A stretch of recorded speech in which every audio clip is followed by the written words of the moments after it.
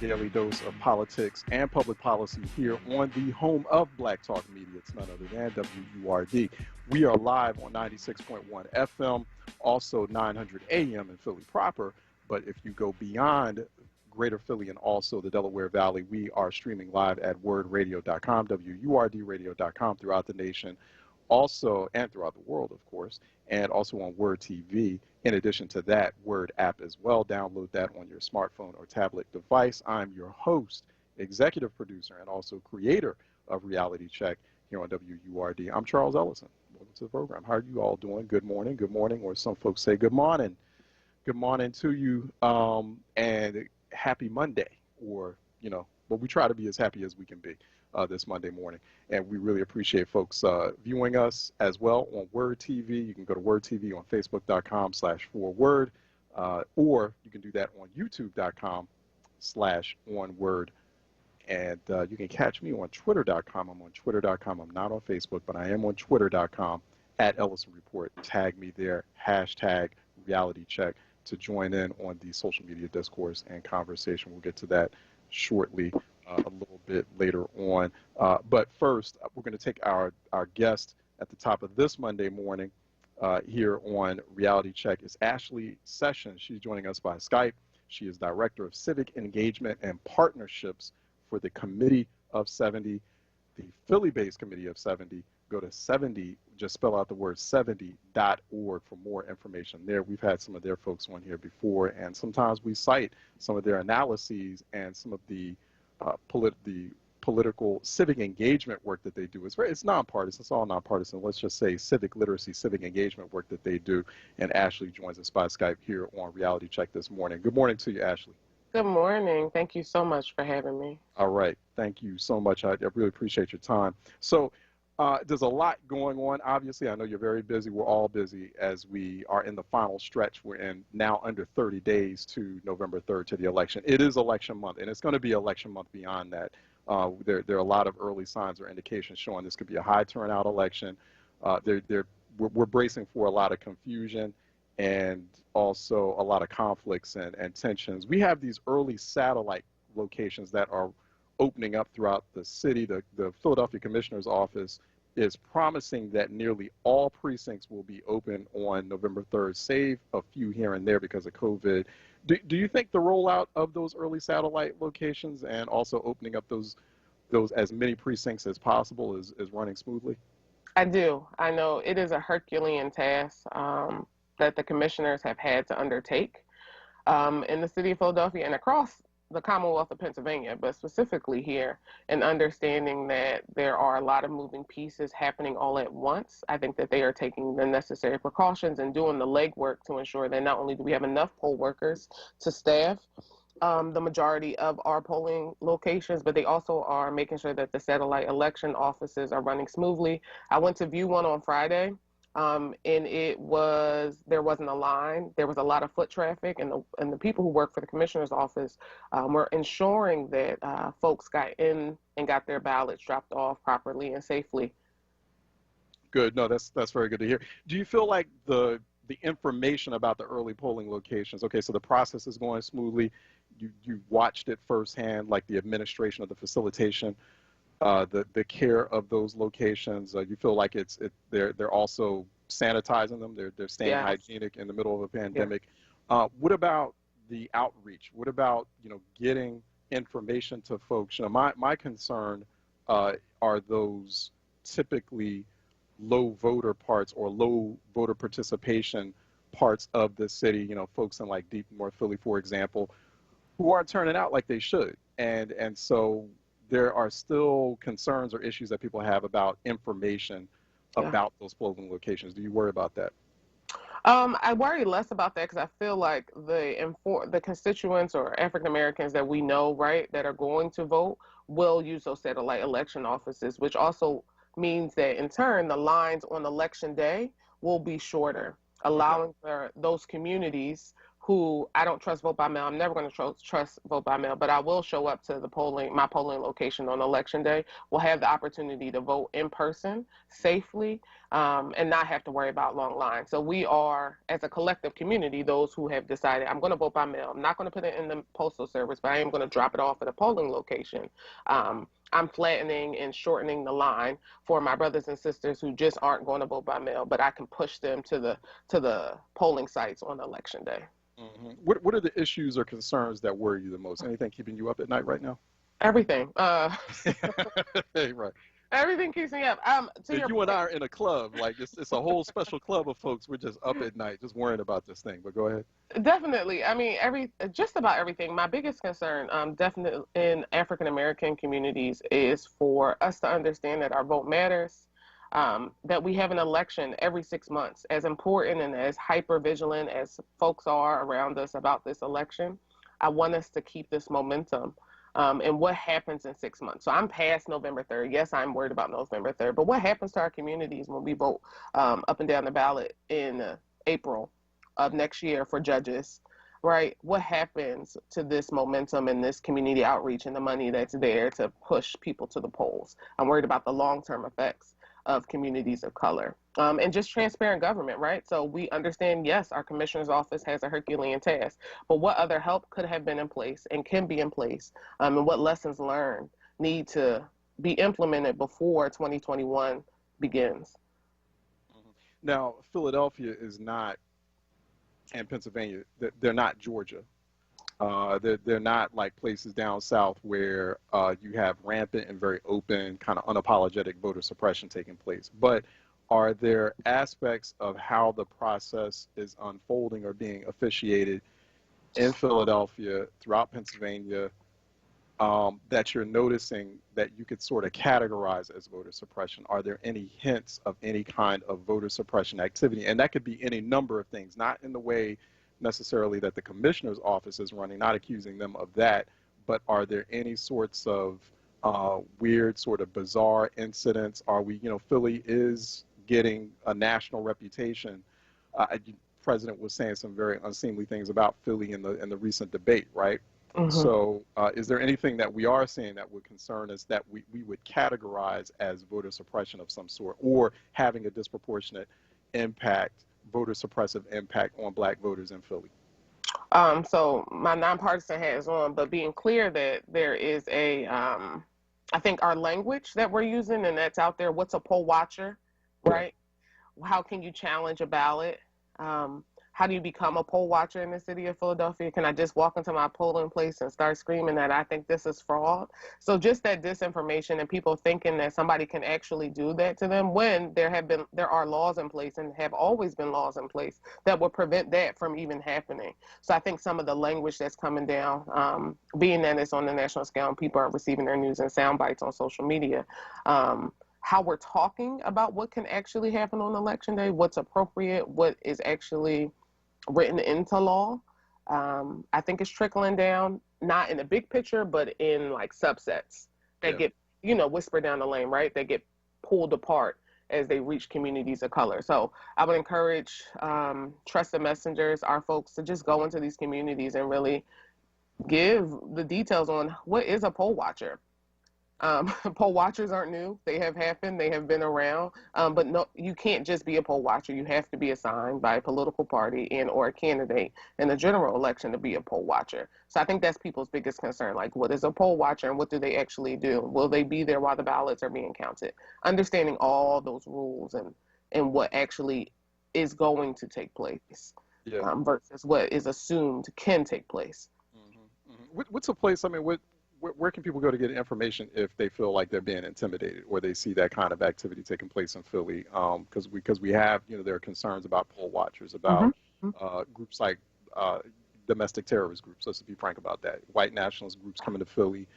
There has been a rather concerning level of, they want to call it alt-right, but really white nationalist activity happening in Philly, whether it's the Proud Boys saying, hey, we're going to set up at a park, or whether it's a publication like the Philadelphia Weekly suddenly coming under alt-right leadership. It's all happening before the election, and so but is there a source of information, kind of a source of tips that people could go to? Is it 70.org? And if they see these things happening, and are there certain steps that they can take, or numbers that they could call? Yeah, so you can definitely go to 70.org to research the ways that we have partnered with election protection groups. We offer a We Vote training in CLE. So we're actually on the ground training lawyers in election protection and what they should expect on election day, and we give those CLE credits. We partner with a couple of lawyers who are on our board to make sure that that training is there. But also we have partnered with the ACLU as well as Common Calls. And you can call, literally, this is the 800 number, but it's real. It's called 866-OUR-VOTE. And it's catchy for a reason, because it makes life easier. You will get a real person.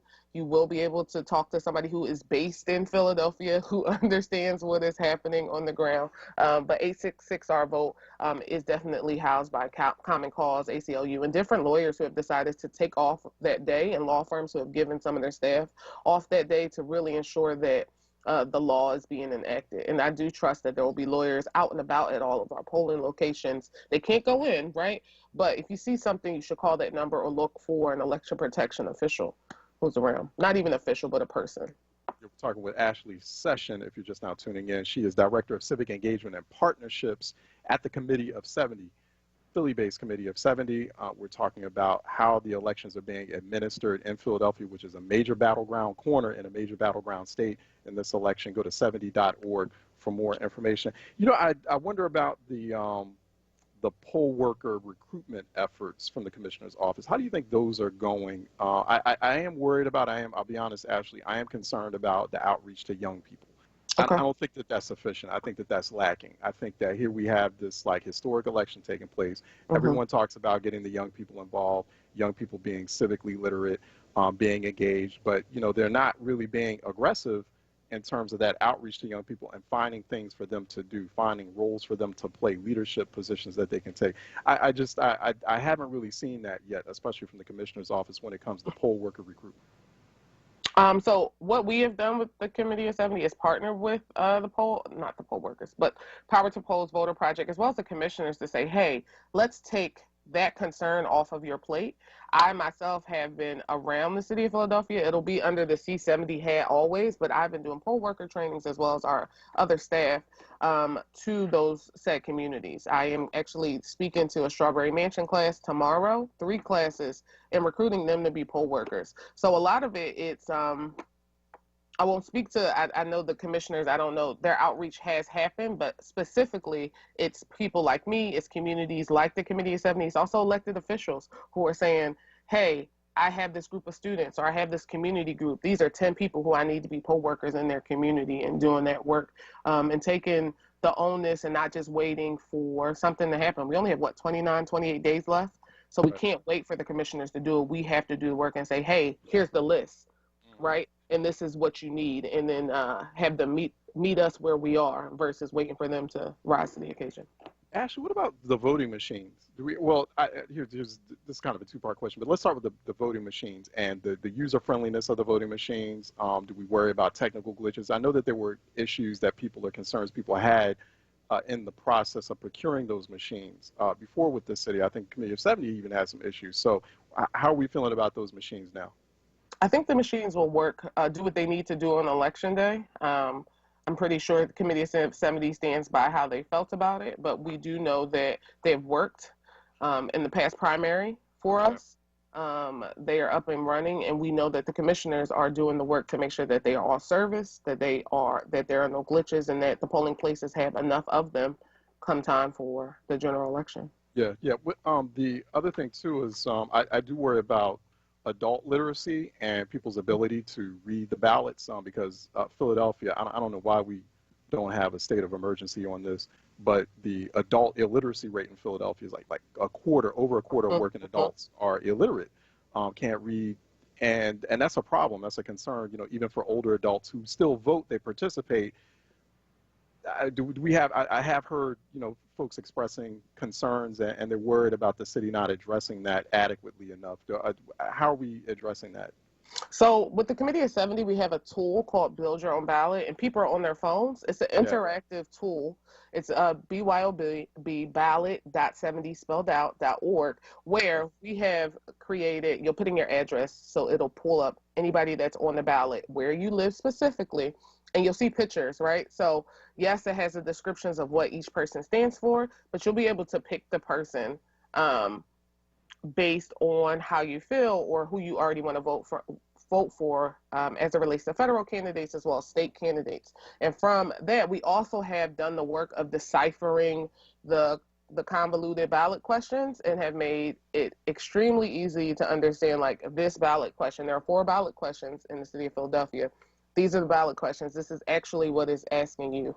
Do you agree? And from that, they can keep it on their phone, send it to their email, text it to themselves, and take that into the ballot, into the polling location with them, so that it makes it easy. So it's ballot.70.org, and they can do it right on their phone. It's extremely mobile friendly.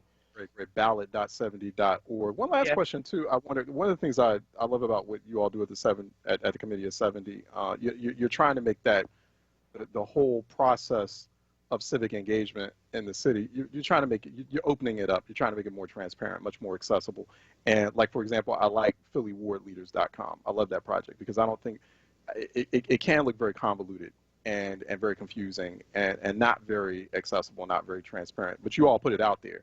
But I do wonder about the ward leaders and the committee people in Philly. I mean, how engaged are they? I mean, are they being as active as they need to be to get this information out, to make sure people are showing up at the polls, doing what they have to do? Are they being energetic? Yeah, I think everybody is trying really, really hard. I think in the times of COVID, we don't see it as much, or we are over inundated, right, with like, oh, people are doing this and people are doing that. I think there's a battle right now of how many in-person events do we do that we typically would do in an election year or an election cycle to get people out. But I do think that everybody's working really hard in their silos to make sure that their energy is still there and that we are building on momentum. But some of that is actually back on us as voters. I think a lot of that, like, will to want to do this the right way and to fully understand is finally with the voter. Like, we aren't pressing people down to pay attention. People are paying attention. Once again, we've been talking with Ashley Session, Director of Civic Engagement and Partnerships. What is that role, Ashley? I should ask that at the very top, but I'm more curious. So I do we have a initiative called We Vote. It's literally voter education. We sign up partner organizations. I do a lot of this, talking to people around voter educations. I go to community groups and really break it down, like, what are you voting for? I do a lot of poll worker trainings. Like, even if you aren't going to be a poll worker, what is a poll worker? What are you actually expected to do? Why do you have to be there so long? And how are those safety precautions? And then I also talk about, like, good government, right? And transparent government, to your point. And I bring in people who may not have reached out to the Committee of 70, African Americans who's the Committee of 70 and why do they matter? So I do a lot of that work, and I'm working with the Committee of 70 to kind of bridge that gap for them to understand, like, hello, we need to do this work well. Do you think Philly might be like that first big city to experiment with lowering the voting age to 16? Oh, I'm not touching that. I don't know. So you don't want to touch it? we should definitely talk about that. Yeah. Wow. No, I think it's huge.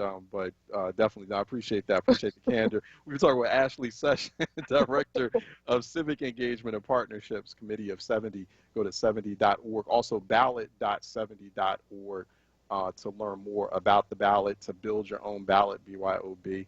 And that's BYOB.70.org as well. It's fun.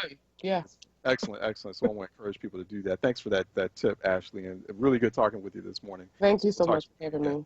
All right, good work. All right, keep at it. Take care.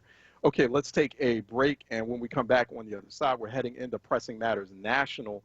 We have joining us our roundtablist, David Seaton. Actually, David Seaton is going to be joining us in Pressing Matters National. I think we'll keep the phone lines open while we do. It's just one person today. 215-634-8065, toll free 866-361-0900. David Seaton of WVON joining us for Pressing Matters National. Coming up next with open phone lines, by the way. For open phone lines at 215-634-8065, 866-361-0900 here on Reality Check. Let's take a break, and we'll have David Seaton next here on Reality Check. Don't miss the Electric Magazine Show, hosted by Cody Anderson and Vicky Leach. Saturday mornings from 7 a.m. till 9 a.m. Exclusively on WURD Radio, 96.1 FM and 900 AM WURD. A job's about a lot more than a paycheck. It's about your dignity. Under my plan, 50% of emergency small business relief would be reserved for the smallest businesses to recover from the economic mess we're in and to rebuild the economic future our country deserves. We can't just build back to what it was before. We have to build back better.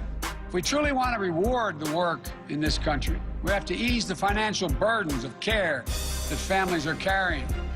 To start, every 3- and 4-year-old child gets access to free high-quality preschool, and low- and middle-income families won't spend more than 7% of their income on child care for children under the age of 5, advancing racial equity across the American economy, building wealth for families of color, building a future worthy of their courage and their ambition.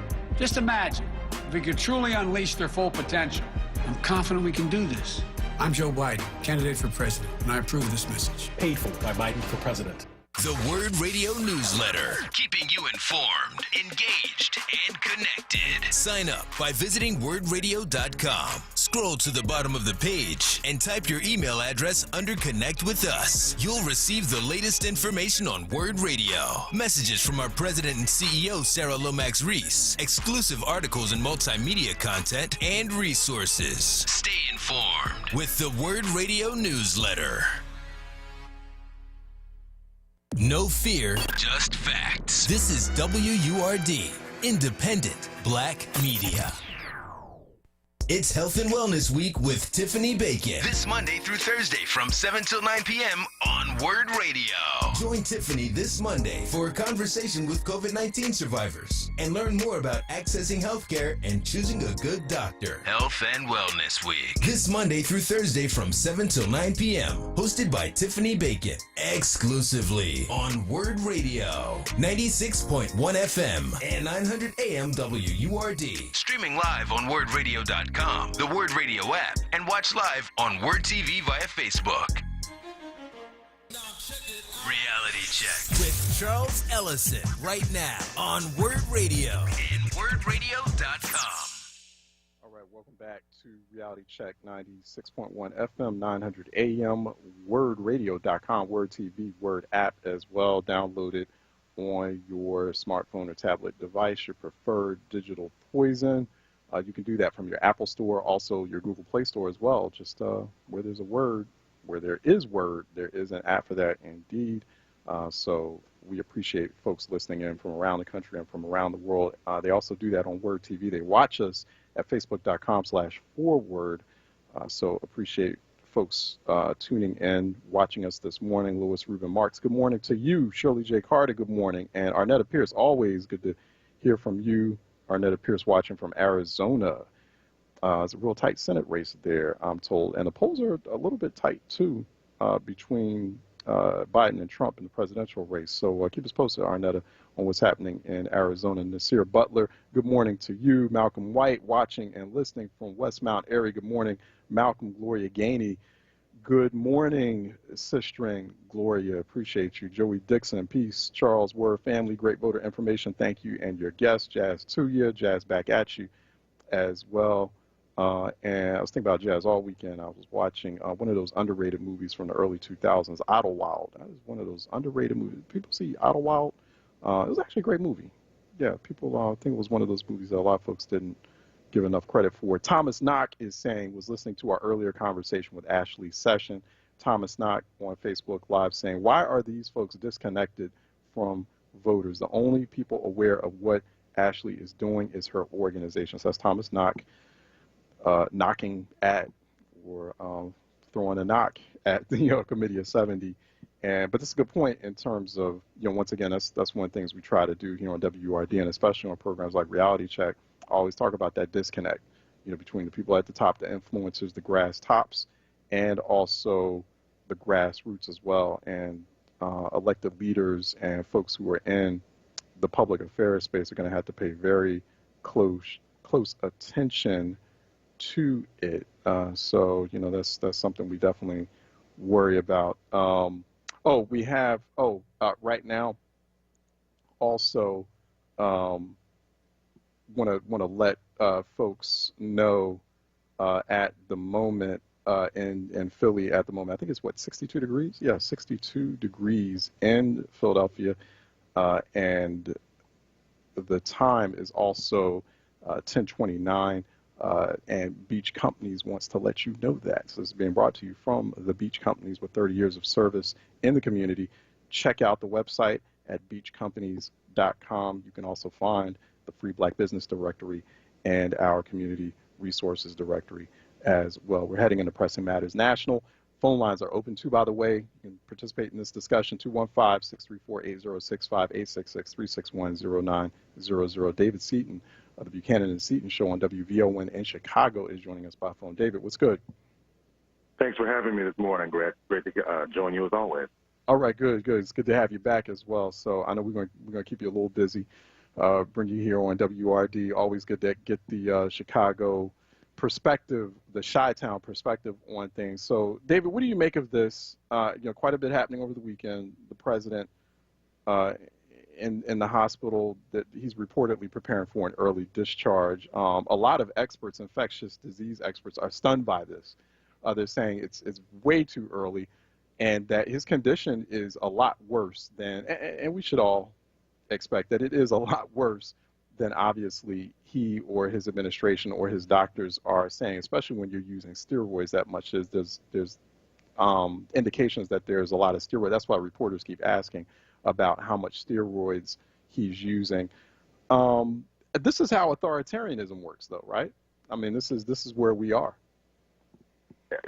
Just to follow up on what you said about the steroid, he's using dexamethasone, and that's a very robust corticosteroid. That's something that's only given to coronavirus patients that have the most severe cases. According to the Boston Herald, they reported yesterday that 17 people, either close to Trump, that recently attended the White House events have tested positive. We've got 11 other people who tested positive from the presidential debate last week in Cleveland.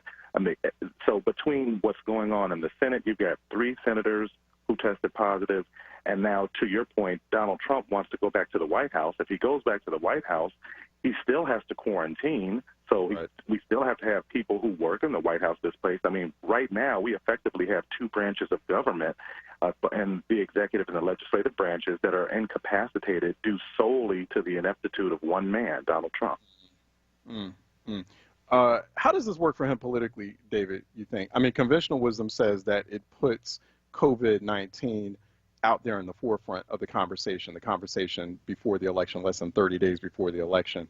I'm of the mind that we shouldn't leave anything to chance here, that, he can still find, and not just him, but the people around him, the people that continue to enable him, whether it's Senate Republicans or just the Republican Party and Republicans in general, they're still going to find ways to spin this in his favor. We're talking about a man with a narcissistic personality, and everyone talked about over the weekend was the president being sick. It's like COVID watch on the president, and it's just going to be like that for the next few weeks. So, I mean, and to me, there's political benefit in that. Well, you still have his supporters that are even out here, even after he's being diagnosed as being positive, and they're saying that they still think it's a hoax. I've had scores of conversations since Friday of people saying that, oh, this is a hoax. He really doesn't have it. He's just saying that he has it to avoid the debates, and he's trying to, like you said, corner all of the media. Mm-hmm. But for the people who are his supporters, they're going to vote for him no matter what. For the people who are anti-Trump, they're not going to vote for him. I think the people there were enough undecideds that are going to see this, and those are the people who are going to be impacted. You had a MSNBC poll that came out this morning that shows that among senior citizens, among people 65 and older, that it was plus for Biden before the debate. After the debate, it's plus 27, and he's had a swing of negative 12 percentage points among whites with no college degrees, and that was before his diagnosis on Friday. So I have to believe that there are enough people out there who are just intelligent people who are going to juxtapose having listened to Trump for the last 7 months, downplay the severity of COVID-19, and now he has it. I mean, even if he goes back to the White House, the optics of him going back to the White House are going to be disadvantageous. Probably the best thing for him to do from an optics perspective is to show that he's being responsible and stay at Walter Reed, but he won't do that. Are we sure there won't be a sympathy vote? I don't think so. I don't think so. I think when I thought about this, when the news originally broke, my initial thought was that if something happened in either Hope Hicks or his wife Melania, if either one of them got really sick, that there would be a really bad backlash. But again, he spent the last 7 months saying that this is a Democrat hoax. He spent the last 7 months trying to dismantle the CDC and the NIH and Dr. Fauci and Dr. Birx. He's tried to discredit anyone to make any of these suggestions. He's discounted them, so he's at a disadvantage. Even if the virus comes out, you're going to have people who don't trust him that aren't going to take the virus, and you're going to have Trump supporters who are going to say, "Well, I don't need the virus because it's a hoax anyway." So I don't see any sympathy vote coming from him. He'll probably get some bounce from investing in remdesivir, since they're giving him that treatment if he's released. But no, there's no sympathy vote out there. We're approaching 210,000 Americans who have died. I don't see a sympathy vote out there for him. We'll talk with David Seaton, who is co-host of the Buchanan and Seaton Show on WVON. That's at 9 p.m. Central on Fridays, 9 p.m. Central. It's about 10 o'clock Eastern. WVON.com for more information. Really smart show, some smart brothers here, David being among them. So it's always good to talk with David. Go to @DavidASeaton, @DavidASeaton on Twitter.com if you'd like to engage him there. You find him highly engaged. SeatonSpeaks.com if you want to learn more about him. Also read some of his analysis as well. And he joins us here for Pressing Matters National and Reality Check. Phone lines are open if you'd like to jump into the conversation. I think we were going to have Danielle Moody on earlier, but she had a sudden emergency, so I hope she's well. But we have David Seaton, 215-634-8065, toll-free 866-361-0900 here on Reality Check, 215-634-8065, toll-free 866-361-0900 here on Reality Check. I wonder about Joe Biden, right? Like, how should he campaign in a moment like this? So he's trying to be the consummate gentleman here, or the gentleman's candidate, by, obviously the obligatory wishing the president and his wife well, everyone hoping for a speedy recovery, praying for that they'll make it, and that everything will be fine. It'll be uneventful. He's pulling back ads. He doesn't want to do any negative campaigning. There are a lot of Democrats who feel like he should do the exact opposite, because definitely Trump and Republicans overall in general, they would not return the same courtesy. They would not do that had the shoe been on the other foot, had Biden gotten sick. I mean, what should Biden do in a moment like this, David?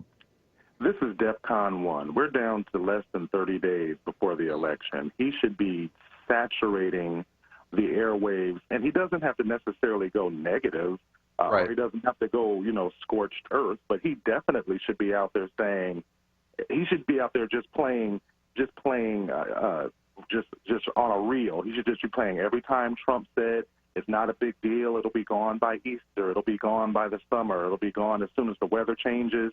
And then contrast that with him speaking from Walter Reed. There is absolutely, the stakes. There's too much at stake right now for Biden to be pulling back. And just to evidence your point, in 2016, Trump spent the last 60 days of the campaign saying that Hillary Clinton, something's wrong with her. She's got pneumonia. She can't walk more than 15 feet before she's winded. He has spent the last 90 days of this election cycle saying that Joe Biden has lost a step. His fastball isn't as good. He's got dementia. So again, this shouldn't be a tit for tat, but definitely from just a tactical point, we've got less than 30 days. We don't have time to waste.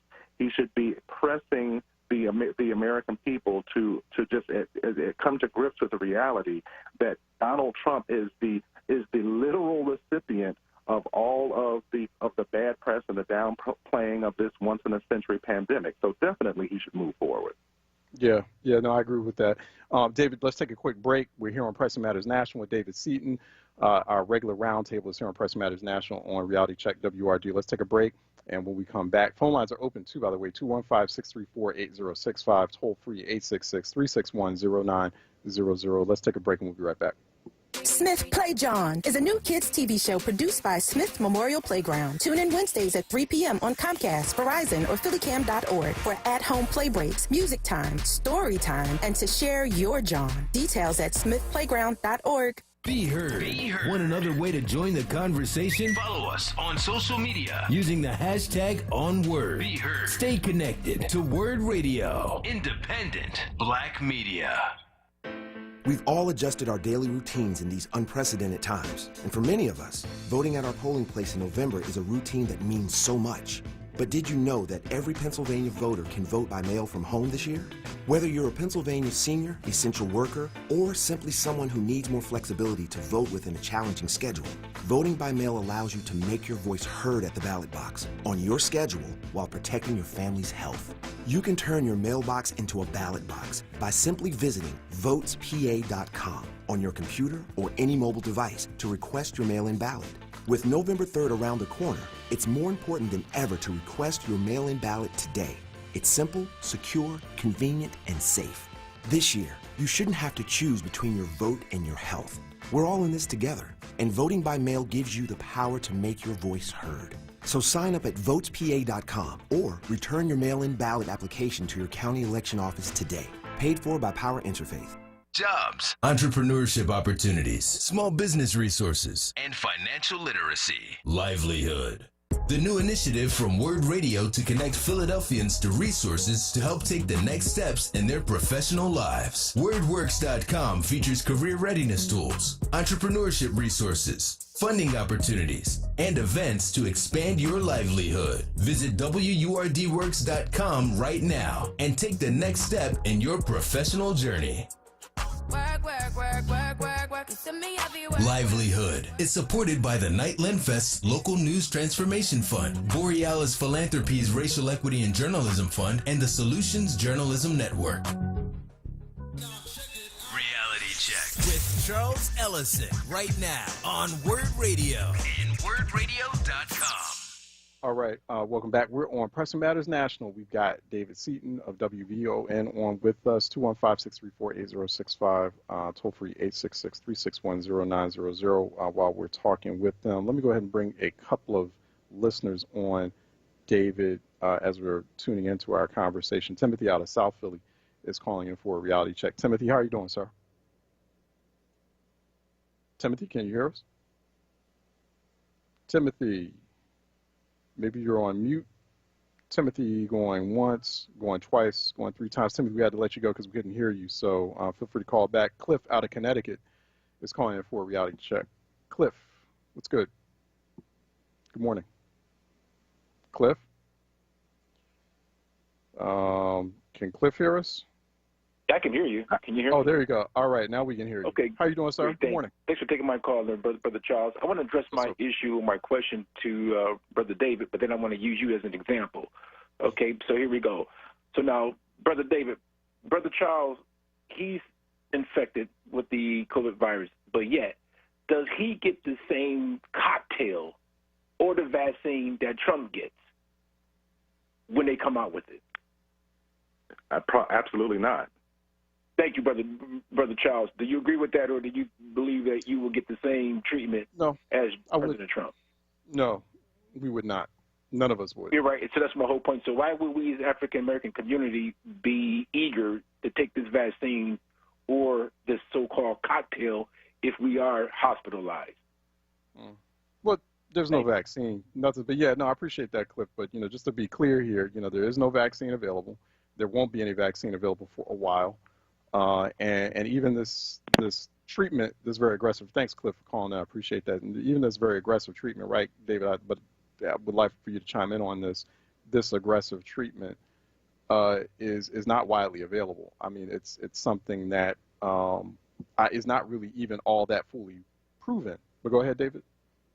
Yeah, the antibiotic cocktail that Trump was given initially when he went to Walter Reed is not even FDA approved. So we know that a president or someone who has political status or someone who has resources is going to have access to something that the rest of us are not. But I want to caution our community to not necessarily be so sardonic about medicine in general. I mean, it's ironic that Trump is at Walter Reed Hospital. Who is Walter Reed?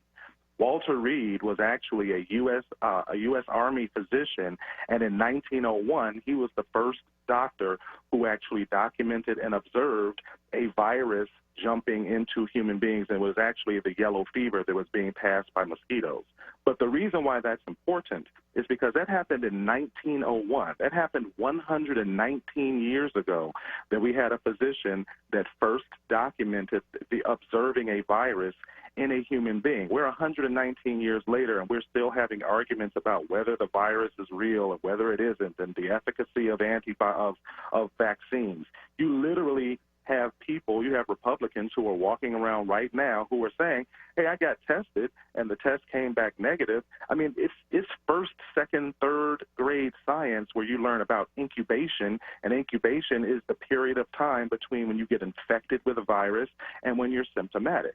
So there's a dearth of just general knowledge, of just general acceptance of science, of just general critical thinking that is complicating this and making it, and Donald Trump is taking advantage of it. At the end of the day, if a vaccine comes out, it has to go through certain trials. There's so many thousands of people who it has to be tested on before it's released to the general public. Like others have said, I'm not going to listen to Trump. I'm going to listen to the scientists. And perhaps I'll be a little bit, as an African-American, I'll probably sit back for a while and see how that virus is faring out there in the open. But we can do two things at once. We can be skeptical of what a Donald Trump and a Donald Trump administration would do to have the advantage politically by rushing a vaccine to market. But we can also accept the science that if a vaccine has been approved and if it's working, that we as African Americans don't have a reason to be so skeptical that we're going to avoid the vaccine, and then it impacts us as a community negatively. Yeah. We also have Timothy from South Philly. We finally got him back. Timothy, how are you doing, sir? Like your guest, Mr. David Heaton, I want to ask you a question, sir. That we do know that, or most people know that, always dummies in the place of a vice president and president, and those dummies sometimes portray when we don't even realize. I've seen it with my own eyes. I saw a dummy of Obama. I saw Obama in the next car. I'm saying to you that I think that Trump is sickening what people think, and that it's not a publicity, and he's at a point where he's trying to make a decision. He just can't run out there and campaign. The other situation is that he knows that it's a great possibility that the Democrats will win, and I can't see us accepting a virtual debate, because that's going to come, because one debate's the 15th, the other one's 22nd.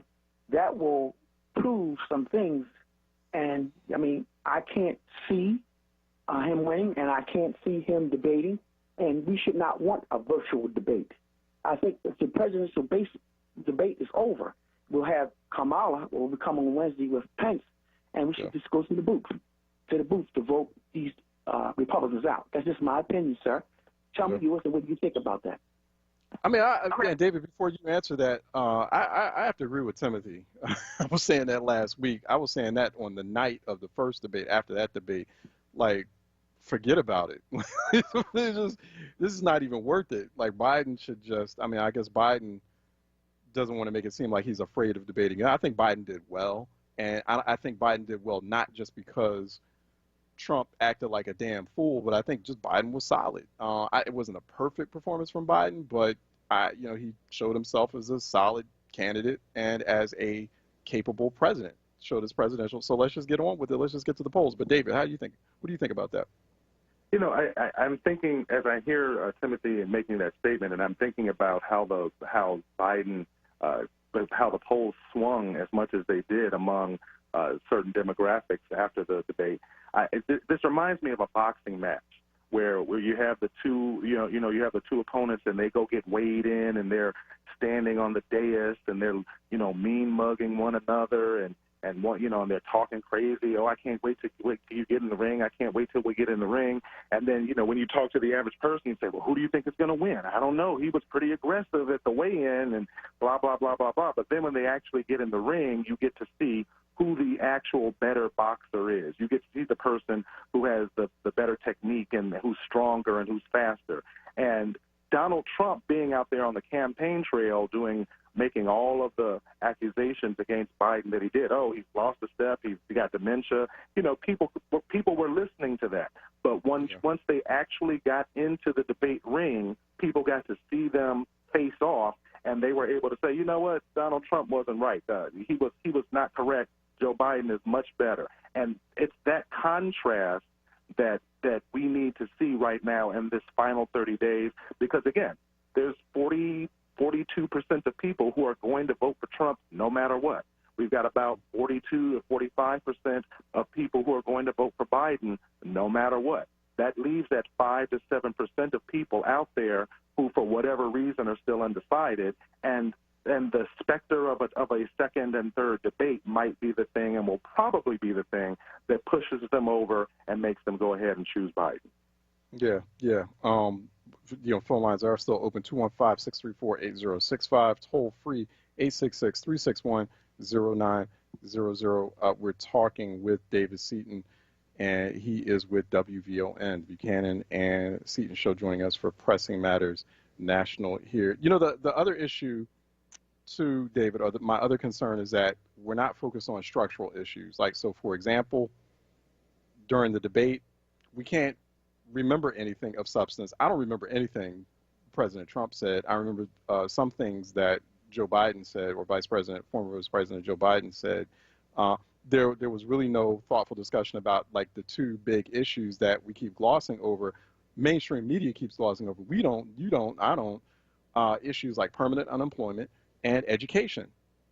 It just stuns me that there's no big national like red alert national discussion, and like neither one of the candidates, this is where you can kind of both sides this, is talking about K through 12 education. There's a crisis that's literally unfolding as we speak in American households, equity gaps everywhere because of many kids not able to adequately do remote learning, and no one's talking about it, right? And so I worry about, here we are, another moment, we're talking about Trump. This is all we're talking about, Trump. I'm so sick of, we have to talk about him. I mean, he is the president. He's the guy in charge of the nuclear arsenal and commands the world's most powerful military. So, we got to talk about him. He commands the economy. But here we are, another news cycle where we're talking about how sick Trump is, when Trump COVID watch, but we're not talking about these really bad jobs numbers that came out Friday. We're not talking about the K through 12 crisis. And so I wonder about that, like the hit that this takes on the structural quality of life information or quality of life discussion we need to have. Well, again, to your original point, the reason why you don't remember anything that Trump said is because he didn't say anything about it. Didn't say anything. A second term agenda. He spent his entire time trying to attack Biden and Hunter Biden and everything else. But what you did hear Joe Biden say, and this is something that if it's packaged correctly, it's going to win over the greatest number of undecideds. What Biden was talking about is how he's going to go out there and he's going to use, because of climate change, we are going to revolutionize our energy production, and that's going to create millions of jobs. The third plank on that discussion is to say that also by us going to renewables, and so if you go to renewables, it's going to create jobs. It's going to impact positively climate change, but it's also going to hurt our enemies in the Middle East, because now we're not buying that oil in the international market. It's going to, so again, that's the third plank on that particular issue that Joe Biden missed. that hasn't been talked about. The K through 12 issue right now, as far as in education, we're in this transition period right now because of COVID that's forced a lot of this distance learning and using the internet and kids that are going to school virtually. That's not going to be there always, and so we will have to reevaluate at some point some sort of catch-up mechanism that needs to be put in place for the period of time that those students were impacted. But that's an ongoing discussion. I think, in my opinion, I think virtual learning is good for this generation of students because the jobs that they're going to have, if you're in first grade, the job that you're going to have 20 years from now is going to require some efficacy in using the computer and navigating the internet. So it's probably better to indoctrinate the next generation of workers with as much technology as possible. Certainly there's going to be some people who fall through the gaps, but that would be the case no matter whether COVID had happened or not. So again, that's a larger discussion. But in terms of tooling our next generation of workers with as much exposure to computer use as early as early as it's happening right now, I think is a good thing. Yeah. What do you think should be happening, or what? We can talk about what should be happening, but what do you think is going to happen? I mean, as far as the Supreme Court nomination process for Amy Barrett, because this is an outbreak event that took place at the White House. There's no other way to spin it or describe it. Right. That was the event that caused the 17 Republicans who are positive right now, going everywhere from Trump to Melania to Chris Christie to down the line. We don't even know at this point, again, going back to the incubation issue that I brought up before, we don't even know necessarily if Amy Coney Garrett, has it. They put out a test that says that she tested negative, but that's not 100%. But what we do know is that the two Republicans who sit on the Judiciary Committee, they are both positive, and if their situation deteriorates, they won't be able to return to vote. And right now on the Judiciary Committee, the vote is 10-10, Democrats to Republicans. So it's effectively a tie right now. Now, will Mitch McConnell, circumvent the rules of the Senate if it's a tie vote and just bring her up for a vote to the floor? Yes, he's done that before. He's circumvented the rules before. So, in the larger grand scheme of things, that's another reason why that's another reason why we have to have a President Biden, because if they do go ahead and push Amy Coney Garrett through, they have to go in under a Biden administration and increase the number of justices from 9 to 13. And the only way that's going to happen is that's not going to backfire, though? I feel like that's Democrats cannot guarantee that they can hold on to majorities in the legislature and in the legislative branch, and also that they can hold on to the White House. They just can't guarantee that. They're not. At least if Republicans were to do that, okay, well, you know what? They're going to stay in government as long and hold on to power as long as they can. But I just feel like, okay, you expand it, and then years later that comes back to haunt you. No more so than the fact that Obama would have had a third nominee if Merrick Garland had been allowed to get a Senate confirmed vote.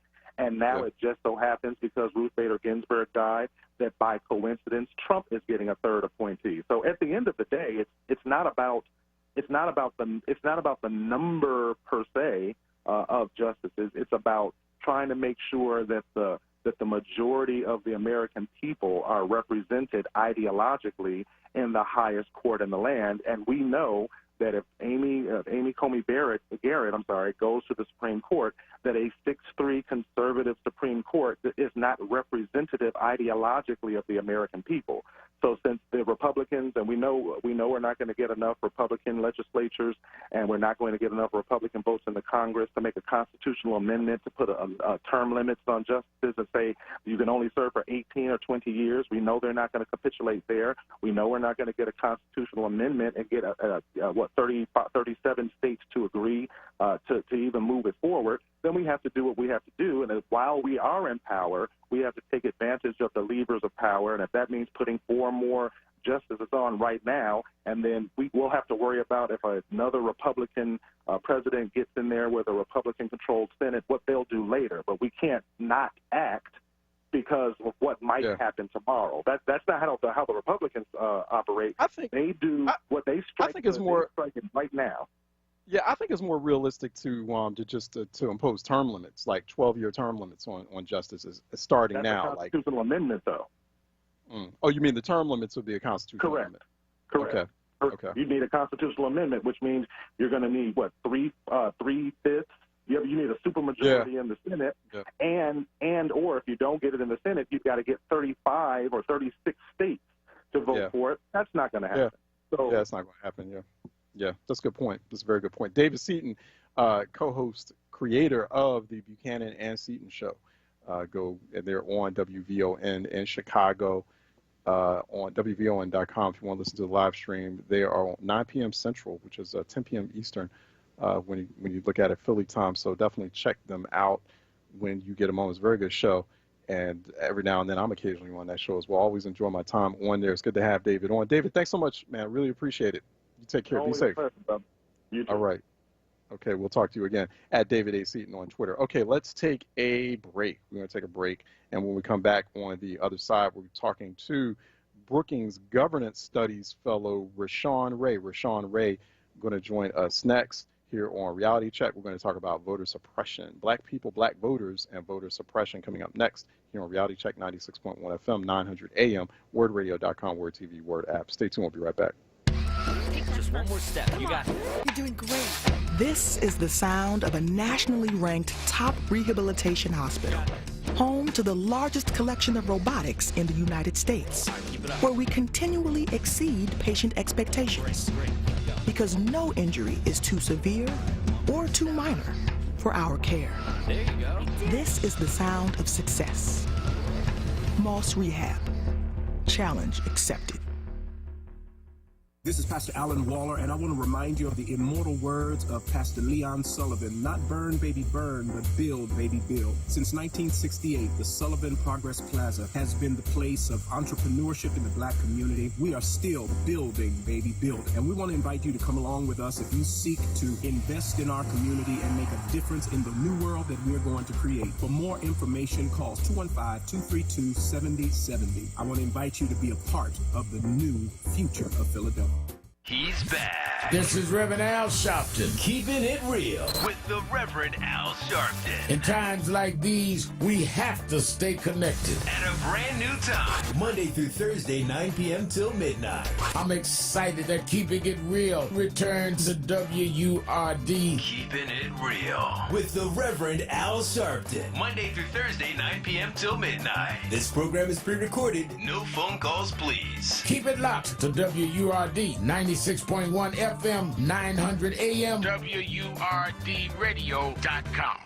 Listen to Laborers Live. We created the weekend. We created the 40-hour work week. We just want enough to feed our family, be able to send our children to college, and let our next generation do better than we did. To people that might have forgot how important unionism is in a country like the United States. People now are infringing on our 8-hour workday, trying to work people more than 8 hours without overtime, trying to work people without benefits. In the long run, everybody's getting a fat paycheck except the worker. So this is really a wake-up call for America. The struggle is continuous. Tune in to Laborers Live every Friday from 4 to 5 p.m. Sponsored by LESIT, the Laborers Employers Cooperation Education Trust of the Laborers District Council of Philadelphia and vicinity. Local 332, Sam Staten Jr. Business Manager. Local 57, Esteban Vera Business Manager. Local 135, Dan Woodall Jr. Business Manager. Local 413, James Harper Jr. Business Manager. The Laborers District Council, Ryan Boyer Business Manager, and Tony Staten, Executive Director of LESIT. Lifting every voice till earth and heaven ring. This is WURD Radio, 96.1 FM and 900 AM WURD Philadelphia. Black Talk Media. Reality Check with Charles Ellison right now on WURD Radio and WURDradio.com. All right, we're back at it here on the Monday edition. It's the top of the week edition of Reality Check here on WURD. We're 96.1 FM, 900 AM in Philly proper. If you're in your house in Philly, or you're just driving around, or on the go, and you're just using conventional radio, 96.1 FM, 900 AM, but around the country, around the world, we are streaming live at WURDradio.com and on WURD TV. You're watching us on the WURD TV live stream on YouTube and also on Facebook, Facebook.com/4WURD. Appreciate a few folks who've left some comments there. YouTube.com/onWURD as well.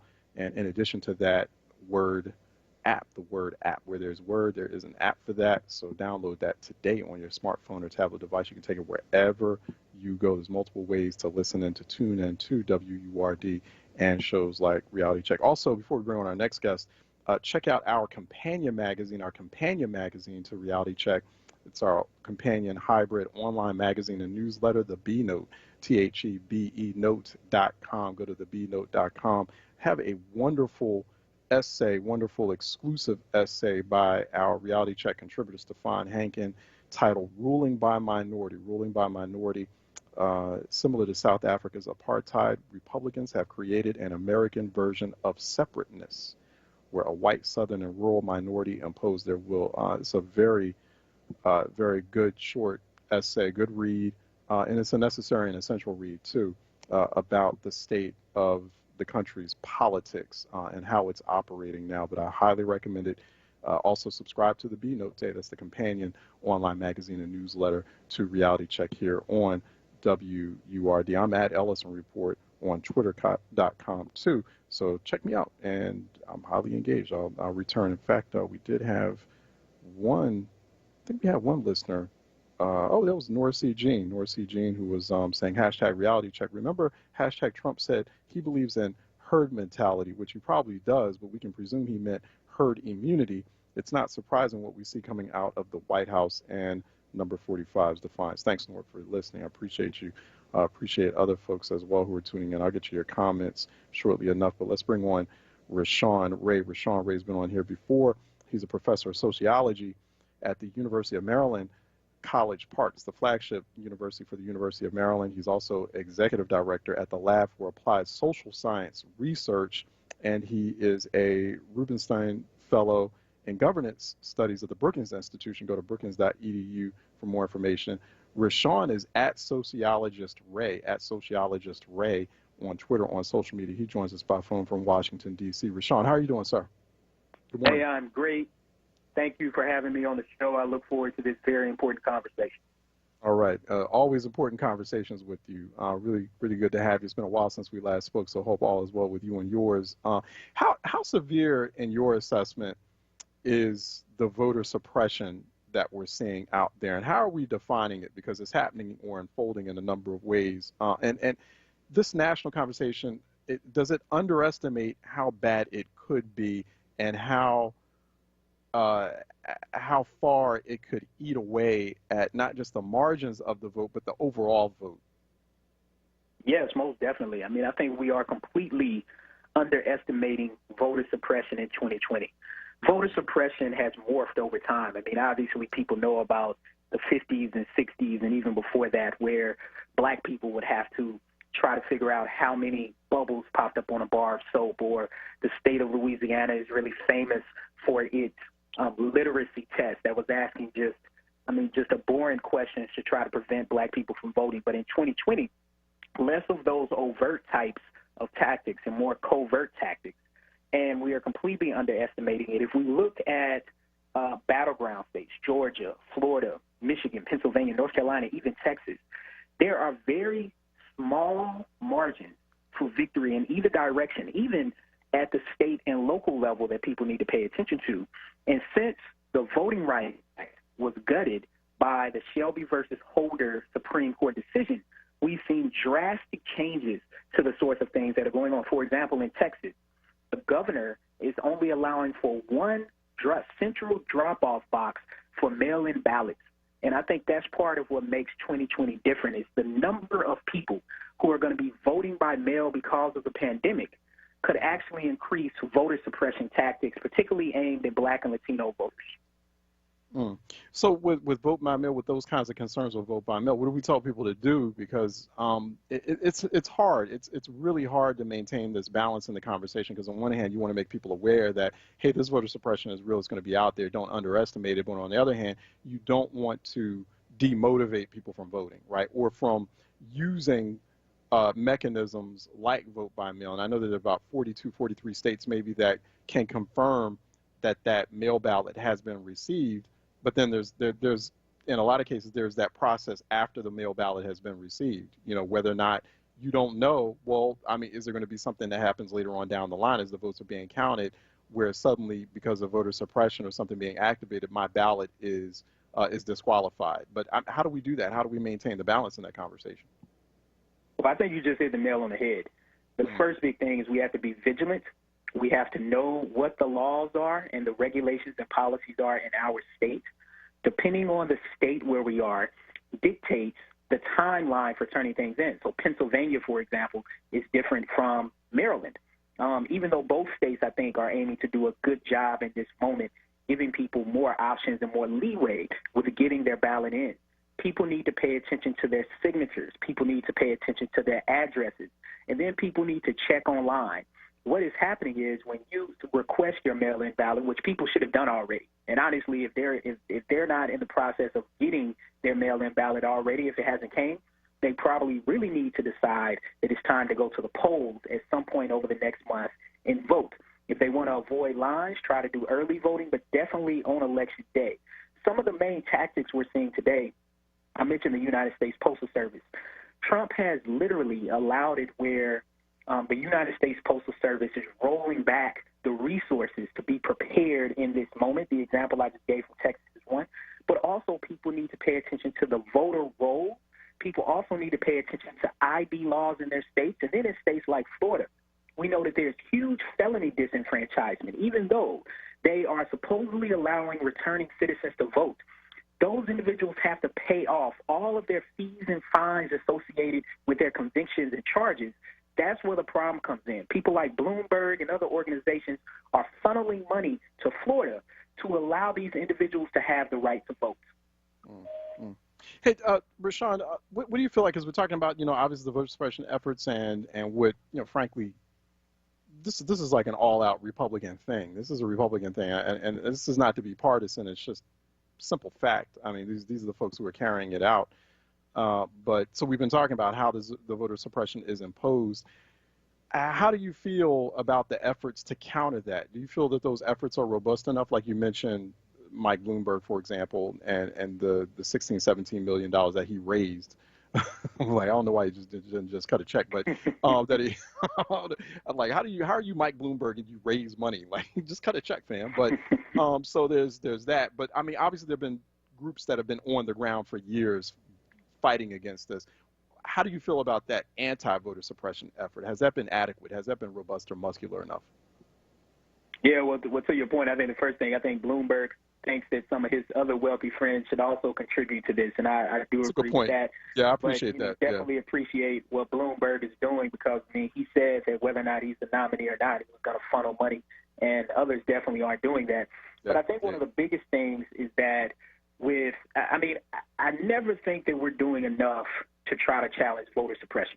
Because what happens with voter suppression, similar to racism, is that over time it comes wrapped in a different wrapper.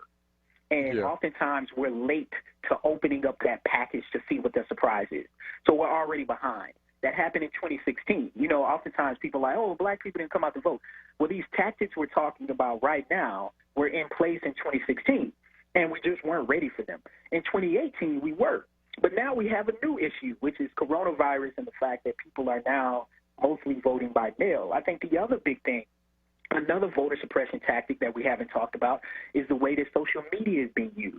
Yeah. Social media is really targeting black voters to confuse us, to make us not buy into what, in this case, what Democrats are saying, to play up some of the things that Donald Trump has said. And we have to be very leery of what is coming to us via social media. Social media gives us a reflection of what we give off. It is not objective information. It's a piece of information. And so what we have to do is we really have to watch out for that. When we see something on social media, we need to check it. We need to get on a website and check multiple sources to figure out if that is true. We should not accept it as gold, and we should not let that deter us from going out to vote. Yeah. I mean, I've had some really bizarre on that social media point, and it's funny, I was just finally caught up with it, was watching the other day over the weekend, the Netflix documentary Social Dilemma. Everyone was talking about it. You should check it out if you get a chance, an opportunity to check it out, which was really weird. The irony of that is Netflix was rolling it out. Netflix is, hey, Netflix, you're one of those social media platforms, by the way, that's tracking people. But it was a very useful watch. And I've had a number, and I know you've had the same conversations, Rashawn, with people like friends, maybe family, folks who are being misled easily by like these, on its face to someone like you and I, we know how to do comparative analysis and look at multiple sources. And they just seem like the weirdest conspiracy theories, but people really believe in them. Black people, like, the child pedophilia ring conspiracy theory. There are a lot of black folks I've bumped into who really believe that that's a thing. That's a true thing. It's not. like, cut it out. But people are on Facebook, and they're like taking these things on face value, and that is a form of voter suppression, of disinformation. Yeah, I mean, without a doubt. When I think about the social dilemma, I also think about The Great Hack, which was a few years ago, a Netflix documentary showing the way that Donald Trump aimed to use social media to do exactly what we're talking about. And people who are now watching the social dilemma should go back and watch The Great Hack, because you will see how deliberate it is, like the background behind it, the way they manipulated the algorithms, which is one of the things that I study. I think the broader point is that black people rationally think and correctly have a reason to distrust the government, science, and medicine. And I know for a fact that Biden really wants to change that, to restore trust in medicine, in science, and in the government. And I think that is a big thing, because when people are confused on where they can get sources of information from, when they're confused about whether to listen to the top epidemiologist in the country or just some person who they touted out, some physician they touted out to talk about some random type of experimental drug, we have to be leery of that. But it speaks to the fact that we have a rational paranoia, and understandably so, to the information we're receiving, which is why we have to do our due diligence. But the bottom line is this, that people like John Lewis and others spilled blood for our right to vote. And it's not only about the presidential election. It is also about local and state elections. Look down ballot. Latch on to people who you can literally see and touch and figure out what they stand for. And when you go to the ballot box or when you send in your mail-in ballot, don't just think about the presidency. Also think about down ballot things. Oftentimes in states, there are things that they want citizens to vote on. Figure out what those are and figure out what you think. So this isn't solely just about Biden versus Trump, or Biden and Kamala Harris versus Trump and Pence.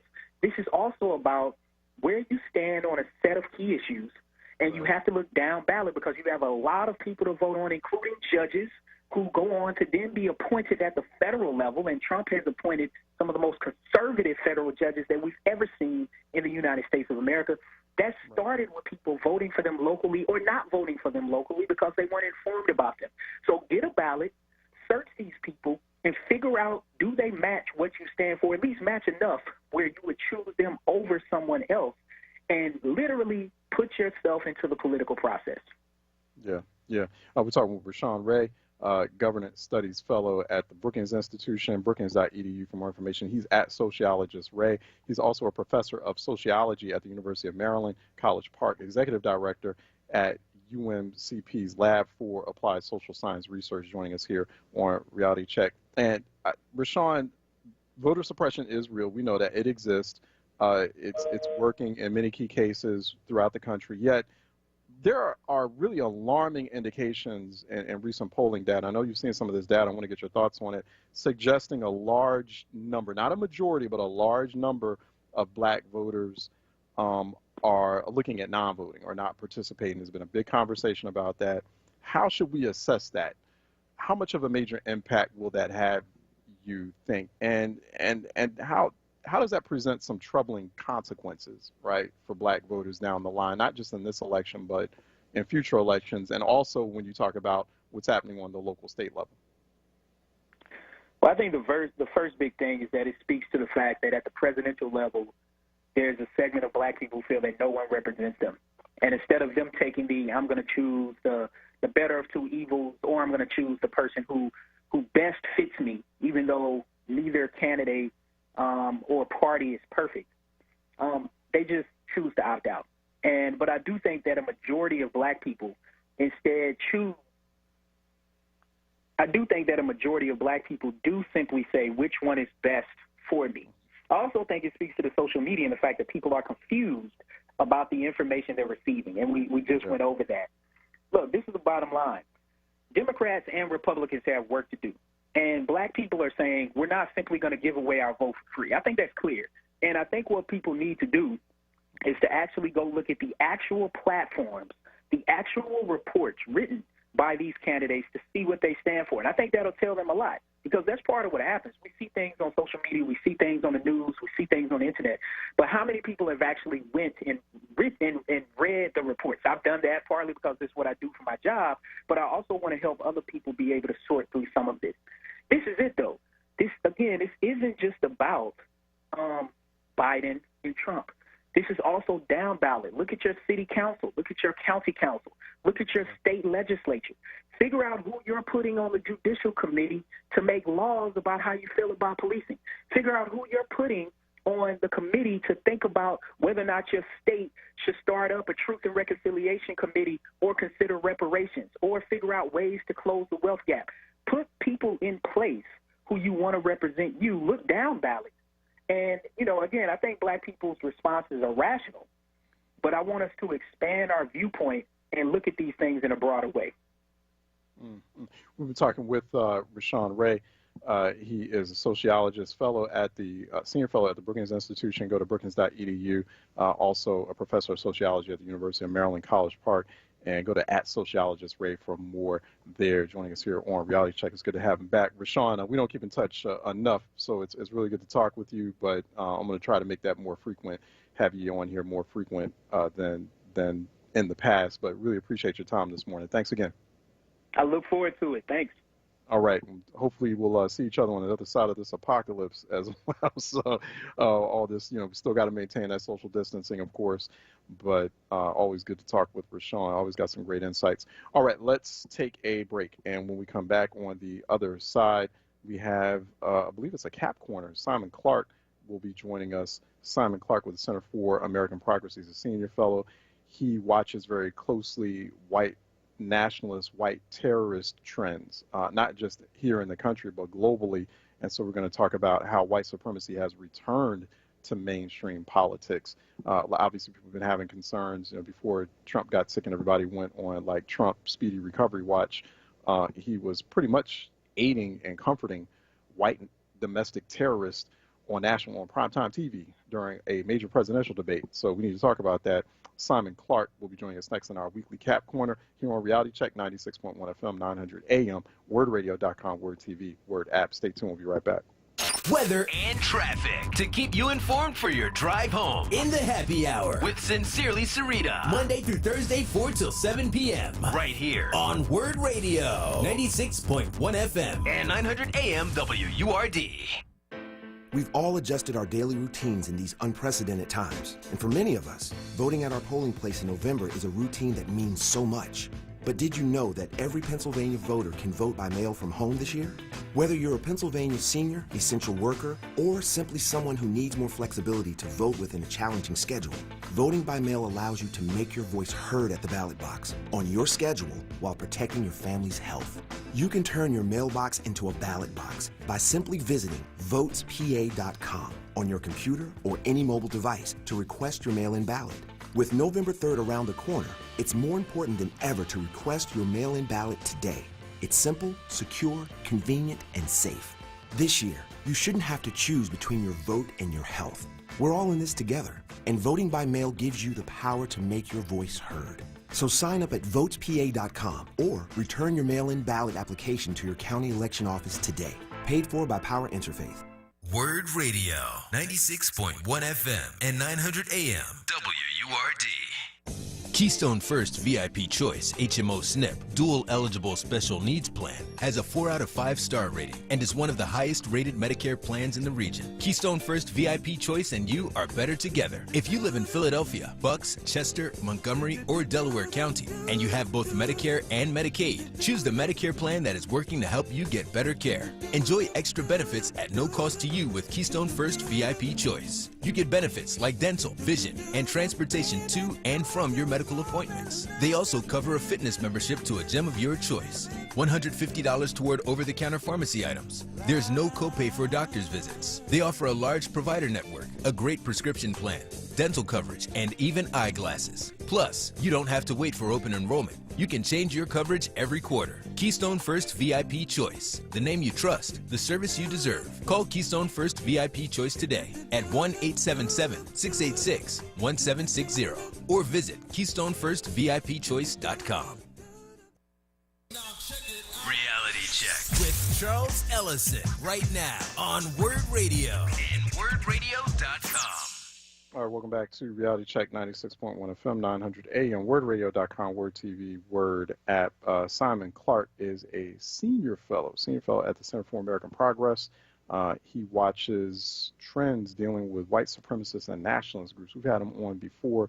He watches those trends both domestically and globally as well. Go to AmericanProgress.org for more information. Simon also putting together a guide that is identifying and also calling out various white nationalist ideas that are infiltrating the political discourse, particularly ahead of this election. So we brought him on, talk a little bit about that, get his thoughts on what's been transpiring more recently. Simon joins us by phone. Simon, how are you doing, sir? Good to talk with you. Charles, very well indeed.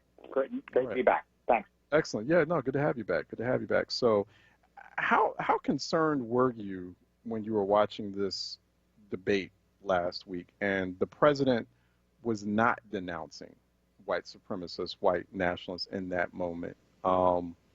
He really didn't denounce. They reported that he denounced it like a little bit afterwards, after there was like a big, sort of outrage and clapback about that moment in the debate. Why have we arrived at a point that it's a hard thing for a president to do? Charles, I think you're being a little too generous to President Trump. It's not that he just didn't denounce, given 3 opportunities. It's that every time he was given the opportunity to denounce, he started saying, all the violence comes from the left wing, quote, but I would say almost everything I see is from the left wing, not from the right wing. This is, of course, totally untrue. And then he used that great phrase, stand back and stand by, which the Proud Boys, one of the many of the far-right groups in the U.S., liked so much they put it on their T-shirts. Mm-hmm. Yeah, it was like code, right? I mean, it was like some sort of activation code that was being used to literally stand by. Yeah. And the important thing is to tie it back, and particularly the Pennsylvania angle here is really important, to tie it back to his earlier comment. Right? So we had the President of the United States saying that he didn't believe how voting was being managed in places like Philadelphia, and that he was going to send his own people to keep an eye on voters. And then he tells the Proud Boys to stand by. Now, it doesn't take a genius to tie all of that together. He is inciting violence at polling stations. Interesting. And are there things that we should look out for? Because I've been seeing some things evolving and sort of unfolding in Philadelphia, which have raised kind of alarms on my part, spidey senses on my part. One, you had the Proud Boys announcing that they were going to show up at some random park in West Philadelphia. They didn't eventually show up, but there were like several hundred counter protesters getting ready for that. That didn't happen. That was supposed to happen a couple of weeks ago. There is a longtime weekly newspaper in Philadelphia, Philadelphia Weekly.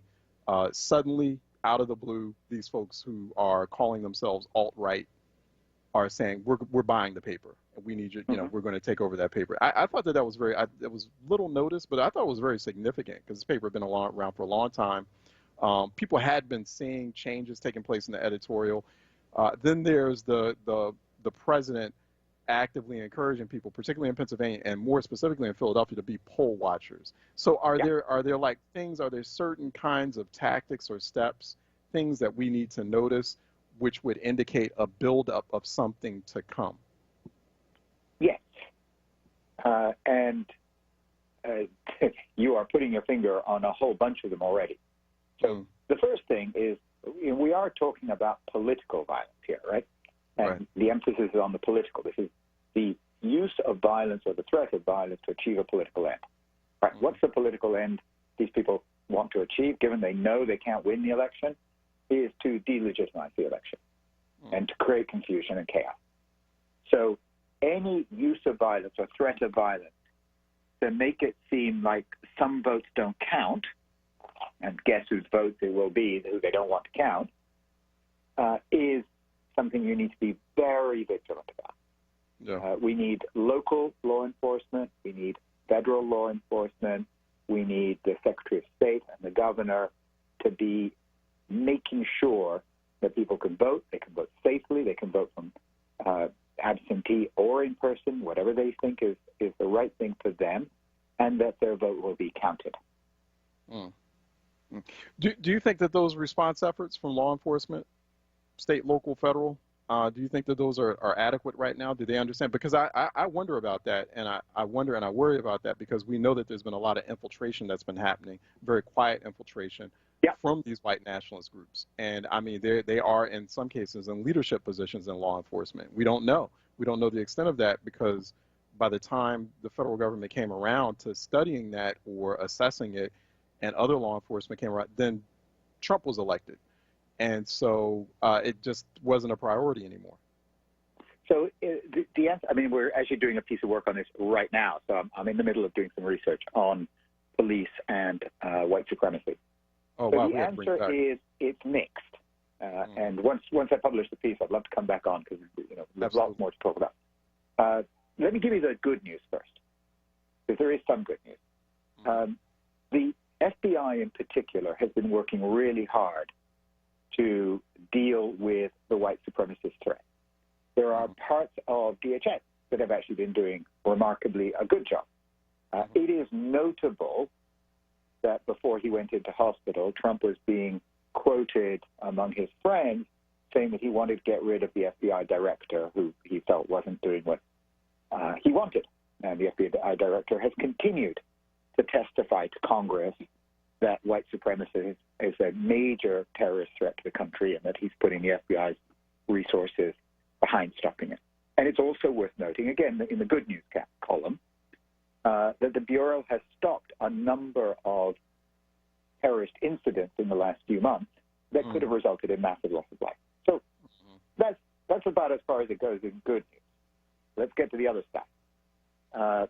There are a number of cases where police officers in a number of local jurisdictions have been found to support white supremacist ideas, to be involved with various white supremacist and militia groups, to be treating militias as adjuncts to policing as opposed to a threat to law and order, which is what they are, and, of course, illegal organizations, which is what they are. Yeah. So it's complicated.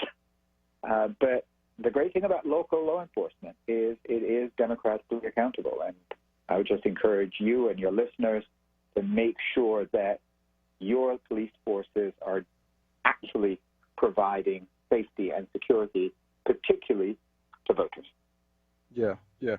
Do you feel that there's some sort of inflection point that's also happening in the public discourse and the public and political zeitgeist, if you will, Simon, as far as how people are reacting to, this conversation around and these worries, these concerns, these alarming worries and concerns over white nationalists, white supremacists? I feel like there's an inflection point kind of similar to what we saw during the Civil Rights Movement, 1964. Like, that's when you had, and I'm talking more specifically about white people and white voters. And here's where I'm headed with this. 1964, right? The killing of the 3 civil rights workers in Philadelphia, Mississippi. It was brutal images of that. One black, James Chaney from Meridian, and Andrew Goodman, Michael Schwerner were 2 Jewish white civil rights workers. They were from New York City. All 3 brutally killed.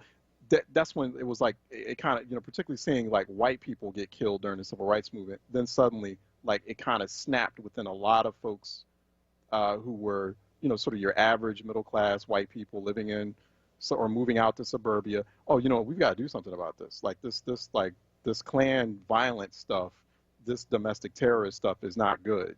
I'm kind of seeing a bit of that happening now. Maybe I want to get your thoughts on that. Like I've been seeing that since Kenosha, Wisconsin, and the young white guy with the right kill, just killed 2, shot 3, and those victims were white, and so the ones who were fatally shot. And so, are we seeing that where there's like this sudden inflection point where even this is making a lot of white voters, even some white voters who may have voted for Trump in 2016, very uncomfortable because of the violence aspect of it?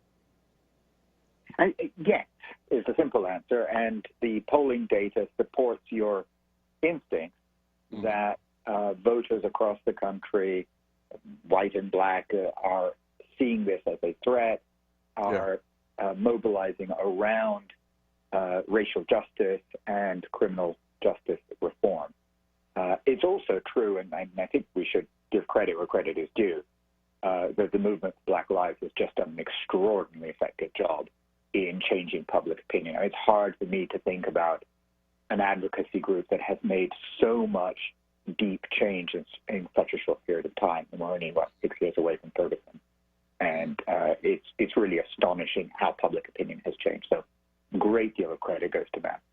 Now, having said all of that, and I agree with you that this is the moment of great possibility where the majority of the country seems to be aligned on an anti-racist agenda, where the great majority of the country, including many Republican voters, are totally repelled by this sympathy towards violent white supremacy that Trump and his enablers had been exploiting. It could still go wrong, and we need to be careful about that. And that's why cracking down on violence is so important, because if we move from a position where it is absolutely clear who is on the side of public order and justice and reform and who is not, to a position in which, well, there's real fighting going on and there are sides on the street, then this consensus can fall apart pretty fast. 4 years after 1964 was 1968, and we got ourselves the world's most awful backlash to the civil rights movement, which carried Nixon into power and carried on for decades. Now, the good news is that's what Trump was counting on when he tried to go into Kenosha and make those appalling comments, and it didn't work. The good news is he has no credibility. The bad news is somebody else could emerge in the future if things get really ugly on the street, who could exploit the backlash more effectively. So we need to stay disciplined. Yeah. Particularly when you have everyone, you have like spikes in gun sales that are occurring. And Indeed. So, you don't just have the white nationalists arming up or already armed up, but you have like, everyday average citizens. You even have some black citizens who are, feeling like they feel scared and nervous. And so people are looking at, okay, well, they're going through the process of legally acquiring a firearm in the event that things go south. So, it's there's sort of this powder keg feeling that's out there. Do you worry about that? Like, especially when you're having like protests or white nationalists or a group like the Proud Boys showing up at a place, they're armed, and then you have people who are counter-protesting for good reasons, but, maybe there are a few people in that group who are also armed just as a defense, to defend themselves because they have like this overwhelmingly armed, because wherever the Proud Boys or anyone, where these militia, they call them militia groups, or these terrorist groups go, they're armed. They're armed to the teeth. That's the whole point, to show up armed. And so that's like a recipe for like a powder keg. And Charles, just to make it worse, so many of them show up dressed in pseudo-military equipment, and they're not militias. Let's be honest about what these people are. They are rabble pretending to play at being police or pretending to play at being soldier. That is incredibly dangerous. To have armed people with vaguely military or vaguely police-like uniforms on, wandering around in protests where some of the protesters may also be, quite, as you say, quite legitimately armed, because that is unfortunately the law of the land so far. To some extent, it's amazing there haven't been more people killed. But you can imagine how things could go very bad very quickly. Yeah, yeah. You know, I wonder, Simon, about the role of digital companies like Facebook. And I want to get your thoughts on that. I mean, we're not. I mean, we're hard enough. I mean, policymakers really. Facebook is just sort of spreading a lot of this disinformation, and really there are no consequences at all. You had the Social Dilemma movie that came out recently by Netflix. Facebook wrote a 2-page rebuttal to that documentary, but it just seems like it just keeps getting worse. Facebook says they're going to do something, but they don't do anything really. Right, and by the way, this is not just in the United States. Facebook, it was responsible for spreading the rumors that began the genocide of the Rohingya in Burma. Facebook was the platform on which the anti-Muslim violence in southern India was spread, resulting in many thousands of deaths. It is not just in the U.S. And the poisonous role of the social platforms in spreading hatred, lies, misinformation, and incitement to violence is a real deep social problem. I should here declare an interest. I also, part of my CAP work, I also chair an organization called the Center for Countering Digital Hate. This is exactly what we work on. Happy to talk to you more about it. But there is no solution to this problem that does not involve fundamentally changing the way the digital platforms deal with online hate. Yeah. What is about the I mean, they don't understand. I don't understand it. Like, I mean, they really have to be held accountable if they understand that their platforms at some point, they're causing destabilization. If you're prompting destabilization, like global destabilization, at some point, like, okay, you know what, it's time to like, you don't necessarily have to shut down the whole platform, but there are aspects of it, the way it operates, that should be shut down. Or they should have sense enough. It shouldn't have to wait for the policymakers to tell them to do it, or law enforcement or a court order to tell them to do it. We already know the answer to that question. They're not going to do it on their own. Wow. And some platforms have been more responsible than others, to be fair. Yeah. And interestingly, Reddit, which had been one of the worst, a couple of years ago changed tack, and they threw out the worst actors on their platform, including, by the way, the Proud Boys, who they shut down there. And have been quite good. Twitter, in the last 6 months, has improved really considerably. Yeah, they have. Facebook, not so much. No, just won't do it. I mean, that's why I don't have a Facebook page now. I can't do it, Simon. I'm not going to do it. It's really bad. Hey, real quick, Simon, I got to let you go. Yeah, it was getting good, too. Simon, we got to get you back, and we're going to get you back before the election. So we'll work with our partners over at Center for American Progress, because there's so much more I got to ask you about. Simon Clark, who is a expert on global terrorism, white nationalists, domestic terror trends. Also, you have to go to AmericanProgress.org. And if you haven't already, I think that's when we had Simon on the last time, we talked to him about his briefing entitled, How White Supremacy Returned to Mainstream Politics. It is an essential read. It's an essential guide on how these networks, how these groups and movements are flourishing. And it's always good to have him, want to get his insights. Simon, thanks so much for your time. Really appreciate it, man. Well, Charles, thank you, and thanks for spreading this. It's really important work. Really appreciate it. Bye. We'll continue to do that. No, thanks for your work, too. All right, let's take a break. When we come back, phone lines are open at 215-634-8065, toll free 866-361-0900 here on Reality Check, 215-634-8065, toll free 866-361-0900 here on Reality Check. Phone lines are open, so we'll take a break, and when we come back, maybe we'll be talking with you. A job's about a lot more than a paycheck. It's about your dignity. Under my plan, 50% of emergency small business relief would be reserved for the smallest businesses to recover from the economic mess we're in and to rebuild the economic future our country deserves. We can't just build back to what it was before.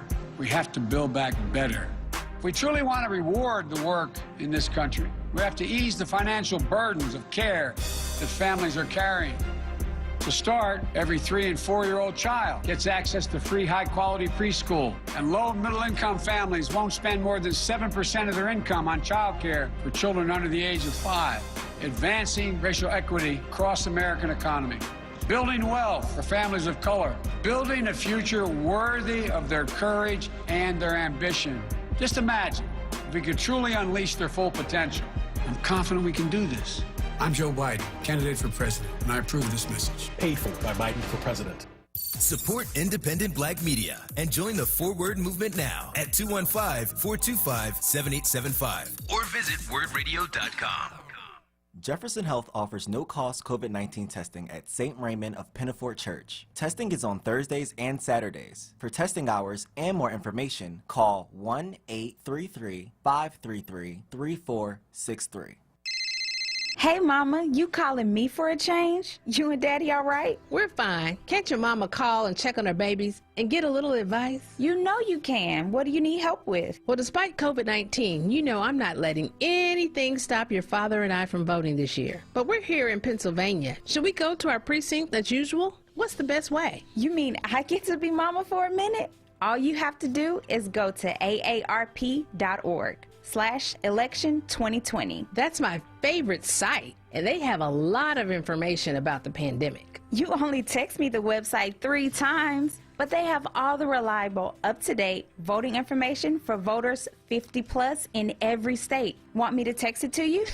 Girl, I know. It's aarp.org/election 2020. Well, me being your mama didn't last long. That's 'cause I'll always be your mama. Yes, ma'am. Reality Check with Charles Ellison right now on WURD Radio and wordradio.com. All right, welcome back to Reality Check 96.1 FM 900 AM, wordradio.com, WURD TV, WURD app as well. You can catch me on Twitter at Ellison Report, hashtag Reality Check, hashtag Reality Check to join in for that social media conversation. Also, hashtag Word on Politics, hashtag Word on Politics. That's our pretty much official hashtag for our election 2020 coverage and analysis. Go to hashtag Word on Politics, especially on Twitter. You'll see stuff there. So a lot to catch up on, a lot to talk about, and particularly when we're less than 30 days away from official election day. I'm still warning people, still trying to get people into the mindset. Do not expect any outcome on November 3rd. Do not expect. And I'm hoping that we haven't had a discussion about this, and I haven't been able to find experts at the moment because I haven't focused on it. But I hope media understands that. And so when someone like me, a personality like myself, is on WURD, say on that Tuesday evening, don't expect me to be like, oh, the projection said. I'm not going to be doing that. I'm not going to be doing let's just be patient. I think that's one of the things that really eats away like a parasite at American politics is just people's impatience. Have the patience of Job, exercise the patience of Job on November 3rd, on Tuesday night. Do not expect and do not demand projections. I hate projections. I've always hated projections. How can you project if only you'll see projections where it's only 5-10% of polls have been counted. We project the winner is. I'm like, how can you only counted 5-10% of the ballots, fam? What are you talking about?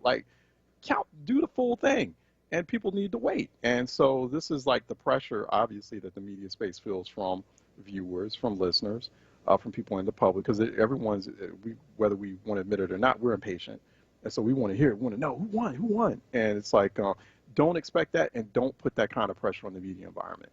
Don't be complicit in that. So wait till, honestly, it's election month. It's really, or election 2 months. And I mean, if we don't find out until the middle of December, once all the ballots are counted, I'm good with that. And I think everyone else needs to be good with that as well. So we've been waiting 4 years through this, through pretty much a virtual hell of sorts. We can wait another several weeks for the ballot count. Let people do that, and do that carefully, because the impatience adds to the volatility. The volatility then sparks into something a lot more uglier and potentially violent. And I think that's just very important for folks to hear. That's just very important. We have breaking news. White House Press Secretary Kayleigh McEnany has announced that she tested positive for COVID-19, for coronavirus. So that's the latest breaking news coming out of Washington. So the White House Press Secretary announcing that she is positive So we still have an outbreak.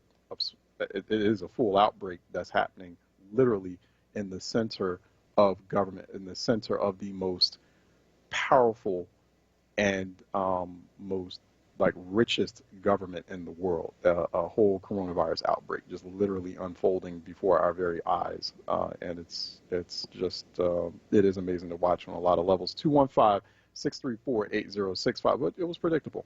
215-634-8065. Toll free 866-361-0900 here on Reality Check. 215-634-8065. Toll free 866-361-0900 here on Reality Check. Phone lines are open. It sounds like phone lines are going to be open until the 12 noon hour too. We were scheduled to have Congressman Al Green from Texas on with us. We're going to have another conversation with the Congressional Black Caucus, but unfortunately we are told due to a sudden commitment on his end, it's kind of I guess it's it's busy. It's a busy season for especially all elected officials, particularly for House members, but he can't make it. So we're not going to have that conversation. We'll probably schedule it sometime. I'm not going to set too high of any sort of expectation on especially members of Congress, because I know that there's a lot going on, and we're just less than 30 days ahead of the election. There's a lot they got to do. So hopefully we'll get our weekly conversations with the CBC back on track next week. I know that that's something that they're working very hard on to make those members available to us each week. So we do appreciate that too, because you don't get that anywhere else. We've been doing that for months now, regularly every week here on Reality Check WURD. 215-634-8065. Toll free, it is 866-361-0900 here on Reality Check. Tahir out of Ohio, out of the Buckeye State, is calling in. But, occasionally he's going back and forth between the Buckeye State and neighboring Keystone State. But Tahir from Ohio is calling us for a Reality Check. Tahir, what's good? Oh, man. This first of all, great show as always, man. Appreciate all the experts that you always bring in. Hey, thank you. Just got the update about now, what's her name? They got the virus.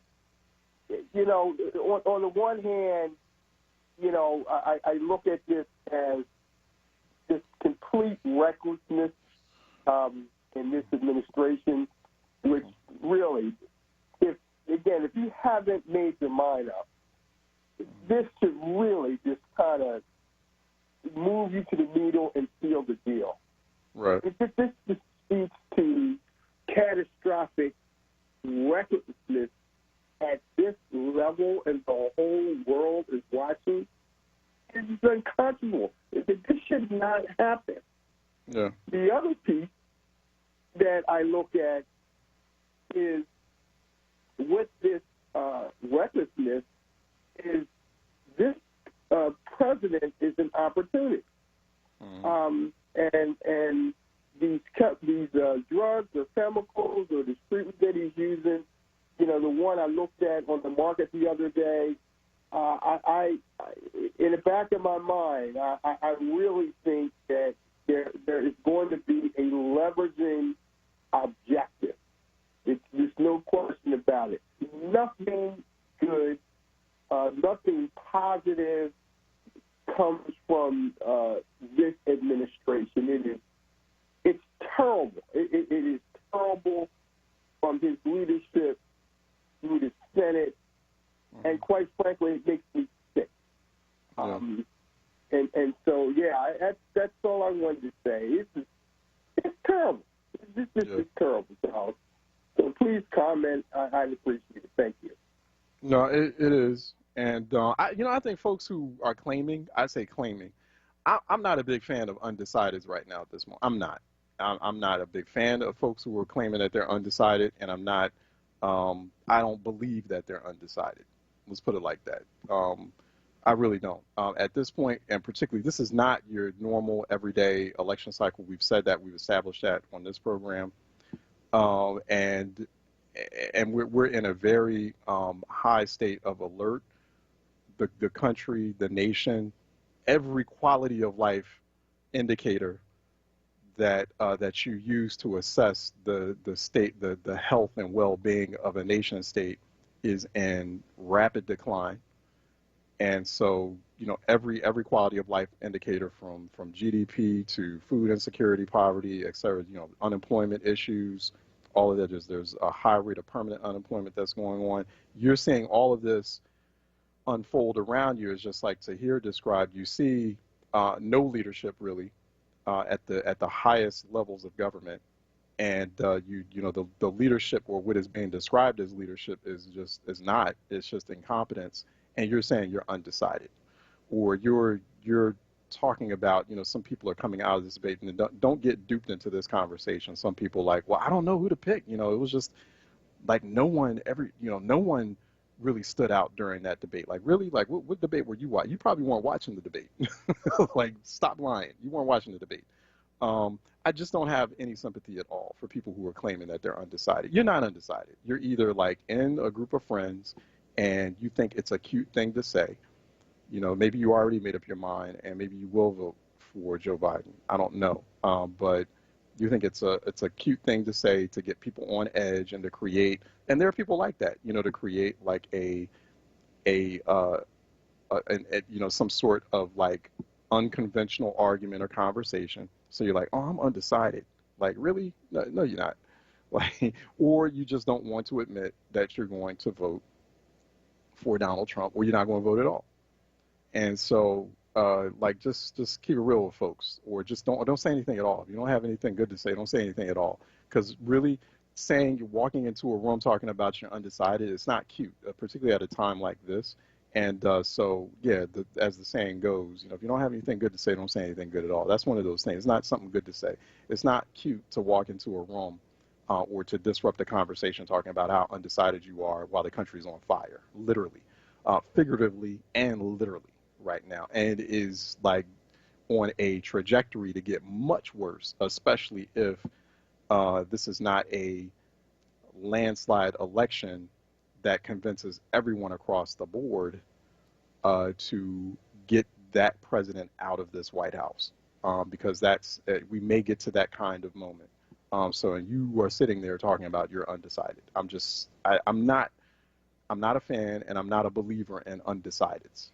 But I appreciate you to hear it. I don't think Tahir is much of a fan or believer in that. So, like, when you get into those conversations with undecided folks, it's like either shut them down or walk away. I don't want to hear that. I don't have time for that. Like, I just don't. I mean, I've been starting to walk away from, and just like, I don't want to hear it. Like, you're undecided.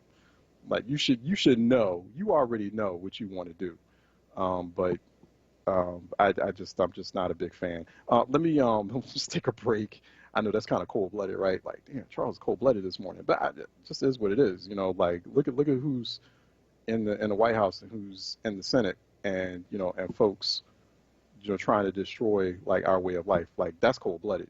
All right, 215-634-8065, toll free 866-361-0900 here on Reality Check. 215-634-8065, toll free 866-361-0900. Phone lines are open. Since we don't have the congressman coming on. So we're just going to leave the phone lines wide open while we head into the noon hour. Feel free to check in with us at 215-634-8065, 866-361-0900. Let's take a break, and we'll be right back.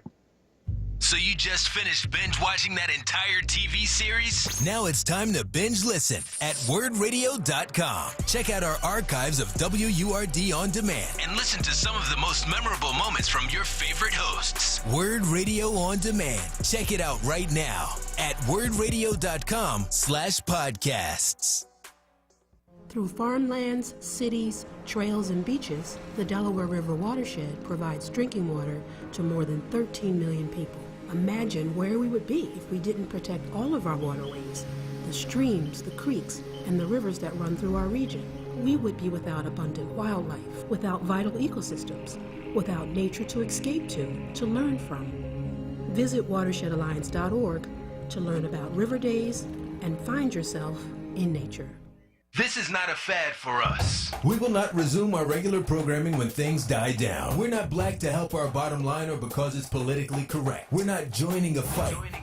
This has been our fight, our message, our people. Black lives have always mattered here. We are undeniably, indefatigably, unapologetically, permanently Black Talk Media. WURD.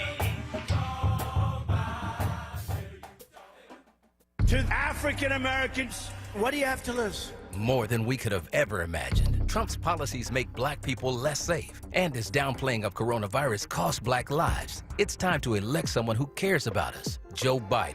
Joe will fight racism and injustice everywhere. He'll expand Obamacare and rebuild our economy so it works for all of us. Request a ballot now. Make a plan to vote. Our lives depend on it. Paid for by Ask Me People, which is responsible for the content of this ad. AskMePeople.org. Not authorized by any candidate or candidates committee. The EcoWord Environmental Justice Summit. Indigenous Peoples Day. Monday, October 12th from 10 a.m. till 7 p.m. In recognition of Indigenous Peoples Day, EcoWord and WURD Radio will host an Environmental Justice Summit to explore topics at the intersection of Black and Indigenous rights, income, and the environment. This day-long multimedia, virtual, and on-air event will bring together artists, thought leaders, and environmental justice advocates for groundbreaking conversations about climate change, land reclamation, water quality, and how it all converges in the Philadelphia region and beyond. It's the EcoWord Environmental Justice Summit. Indigenous Peoples Day. Monday, October 12th from 10 a.m. till 7 p.m. Exclusively on WURD Radio, 96.1 FM and 900 AM WURD. Streaming live on WURDradio.com and the WURD Radio app, or watch live on WURD TV via Facebook. Presented in partnership with Bartram's Garden and from the Source Reporting Collaborative. The EcoWord Environmental Justice Summit is sponsored by PICO and the Alliance for Watershed Education and supported by the Lenfest Institute and the William Penn Foundation. This is WURD Radio, 96.1 FM and 900 AM WURD Philadelphia. Independent Black Media. Reality Check with Charles Ellison right now on WURD Radio and WURDradio.com. All right, welcome back to Reality Check. Phone lines are open, 215-634-8065, toll free 866-361-0900, 215-634-8065, toll free 866-361-0900. Philadelphia is one homicide away officially from matching and surpassing its record homicide rate last year. One homicide away. We now have 355 homicides officially in the city of Philadelphia. It was after a full year of 2019, it was 356 homicides. So by tomorrow, probably, we're probably looking at either 356 homicides so far in 2020 or more. And the homicide rate is 38% now. It keeps going up. I don't know what City Hall is doing. I don't know what the mayor is doing. You tell me. I have no idea. And I'm the guy who is supposed to be following this. I don't know what they're doing. I don't know if they know what they're doing. But you've got a homicide rate, Philadelphia, that's 38% above where it was this same time last year. This same time last year, it was 258 homicides at this point last year. So it's nearly, I mean, I feel like in a couple of weeks it's going to be about double the rate, and so double where it was the same time last year. And I don't know what the police commissioner is doing. I don't know what the mayor is doing. I don't know what the city council is doing. I don't know what all these this vast ecosystem or network of all these organizations who are supposed to be on the ground doing something. I don't know, and it's just bad. This is bad. And but I guess to City Hall, well, hey, life goes on, and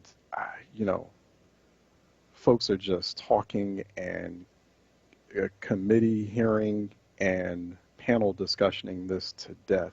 And I just feel like something's got to give. Something really different and dramatic has got to happen to break through this. Particularly the very low homicide closure, homicide solving rates. This is not just pandemic.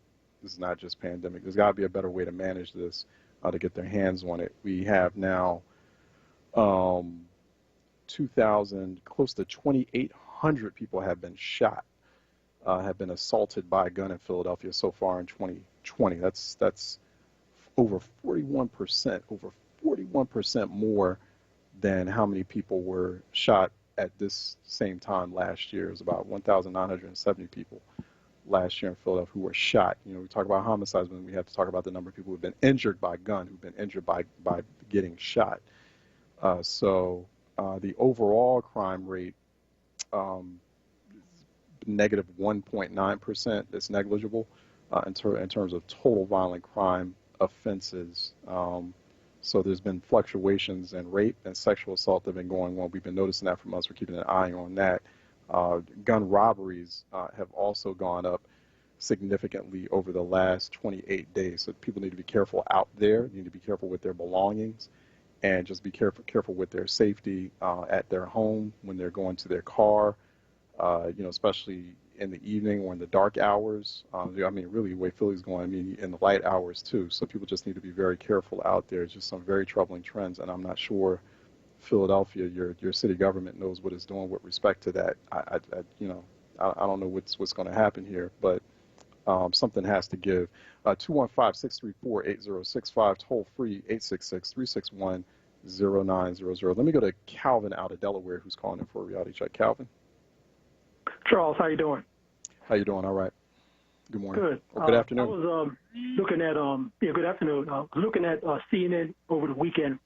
They were talking about how the Republicans is they want to, you know, the Senate hearings for the Supreme Court Judge Barrett, you know, the confirmation hearings, and how they want to have these hearings virtual, which in itself is like unprecedented, you know, because they're really trying to push this thing through.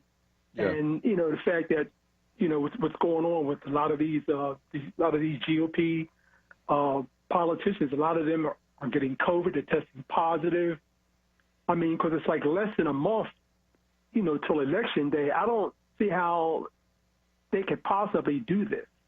Yeah. You know, but this, you know, the fact that they just, I mean, then again, going back to 2016 when, you know, they wanted to, when Obama was trying to put in that Mr. Garland, you know, how they would, you know, I mean, that whole situation, I mean, they just told him, well, you know, they just wanted to just stall everything, but now they just want to just try and push this Supreme Court nominee through, this Barrett.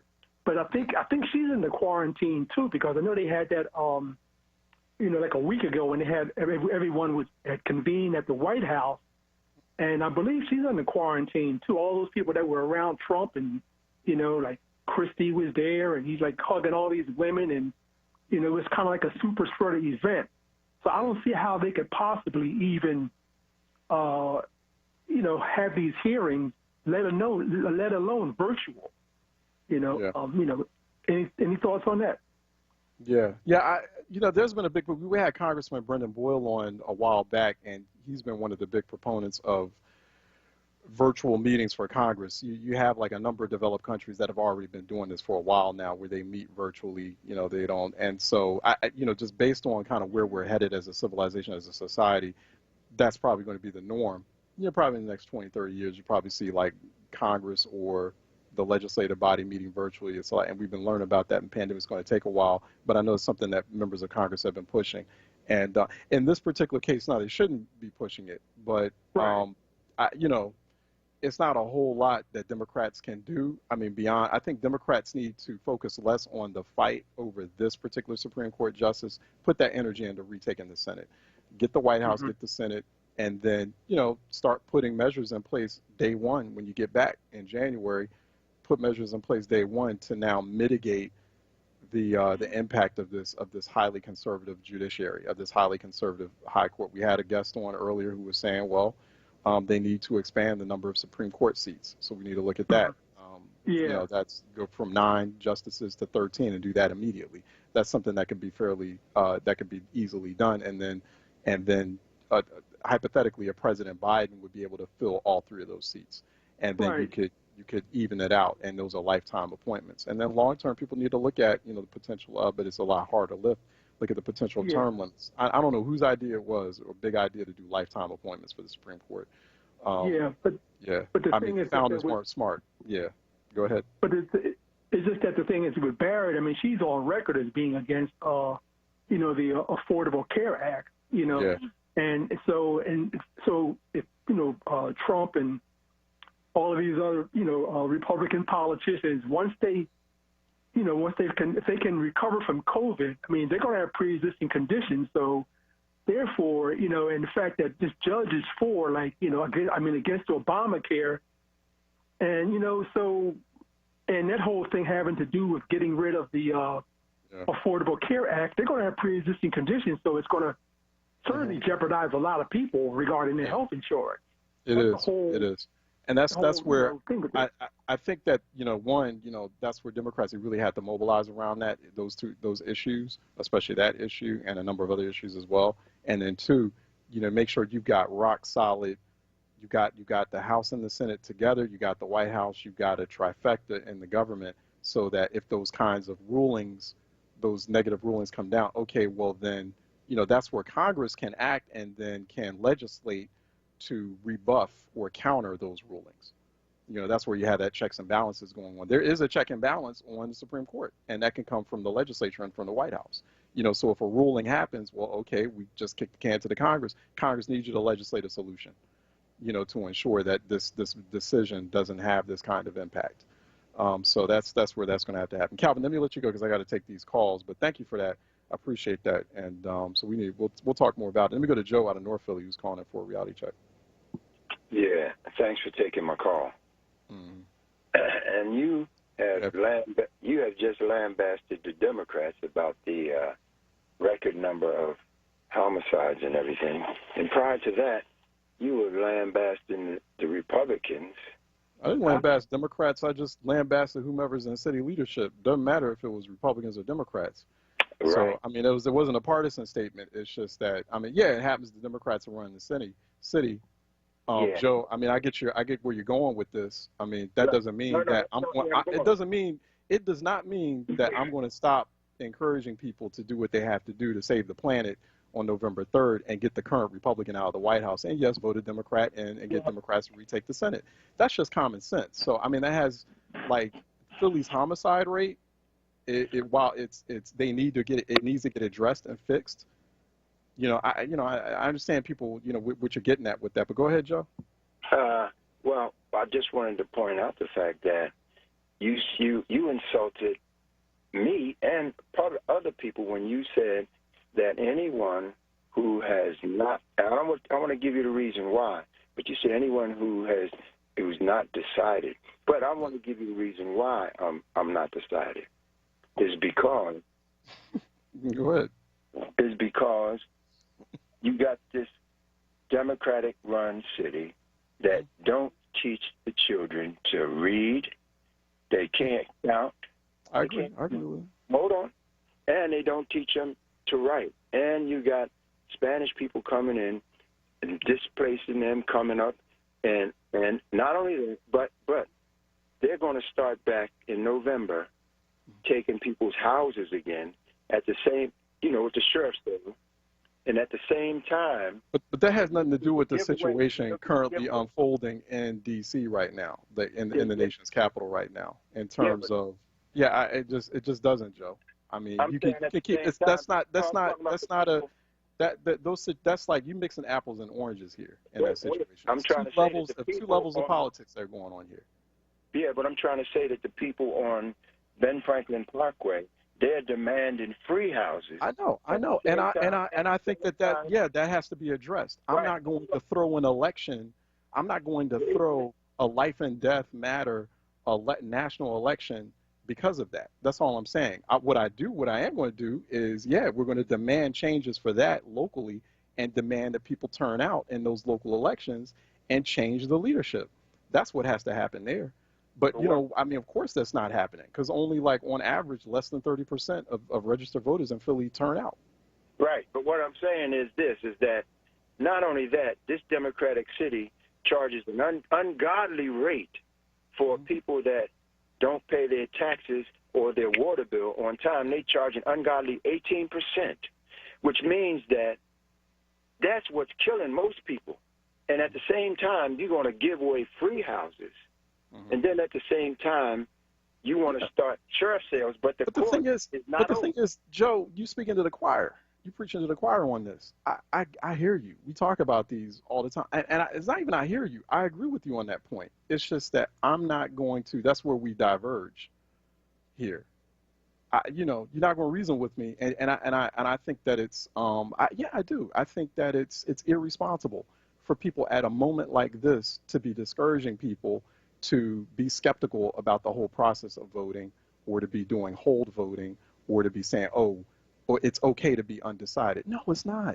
It's irresponsible right now. This is not the moment to be doing that. Like this is not that moment to be doing that.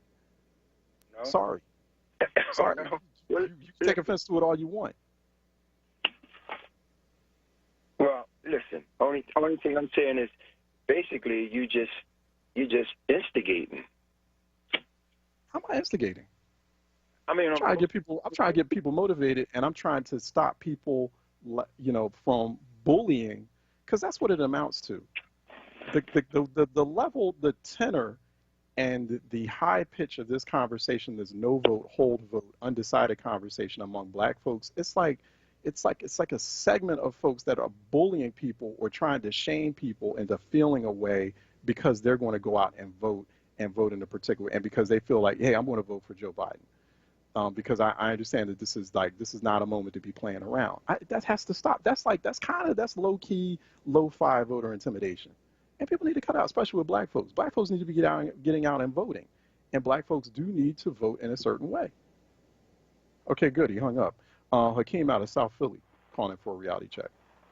Hey, Charles, how you doing? Hey, what's happening, Hakeem? All right. Hey, man. I'm very proud at our people for, saying that they're undecided, they're not going to participate in the vote, when, we had people that came before us who actually, got cracked upside the head for, trying to inform people about voting and trying to get this law passed for us to vote. I just don't understand these black people. What's the problem? Like, how you don't know when you undecided to vote? It's like, like the difference between night and day. What is the problem? Where is the problem? And the push, I'm going to tell you, Charles, the push is really coming from these social networks, Facebook, Instagram. Yeah. It's like, these social media networks is really like pushing it. And I'm trying to figure out, like, Charles, I wish you was on Facebook so I can, like tag you in and to share something with you about. I know.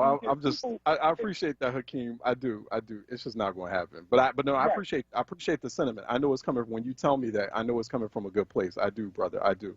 I can't do it. I can't do it. And people have been telling me, hey, you need to go back on Facebook. I was like, it's not happening.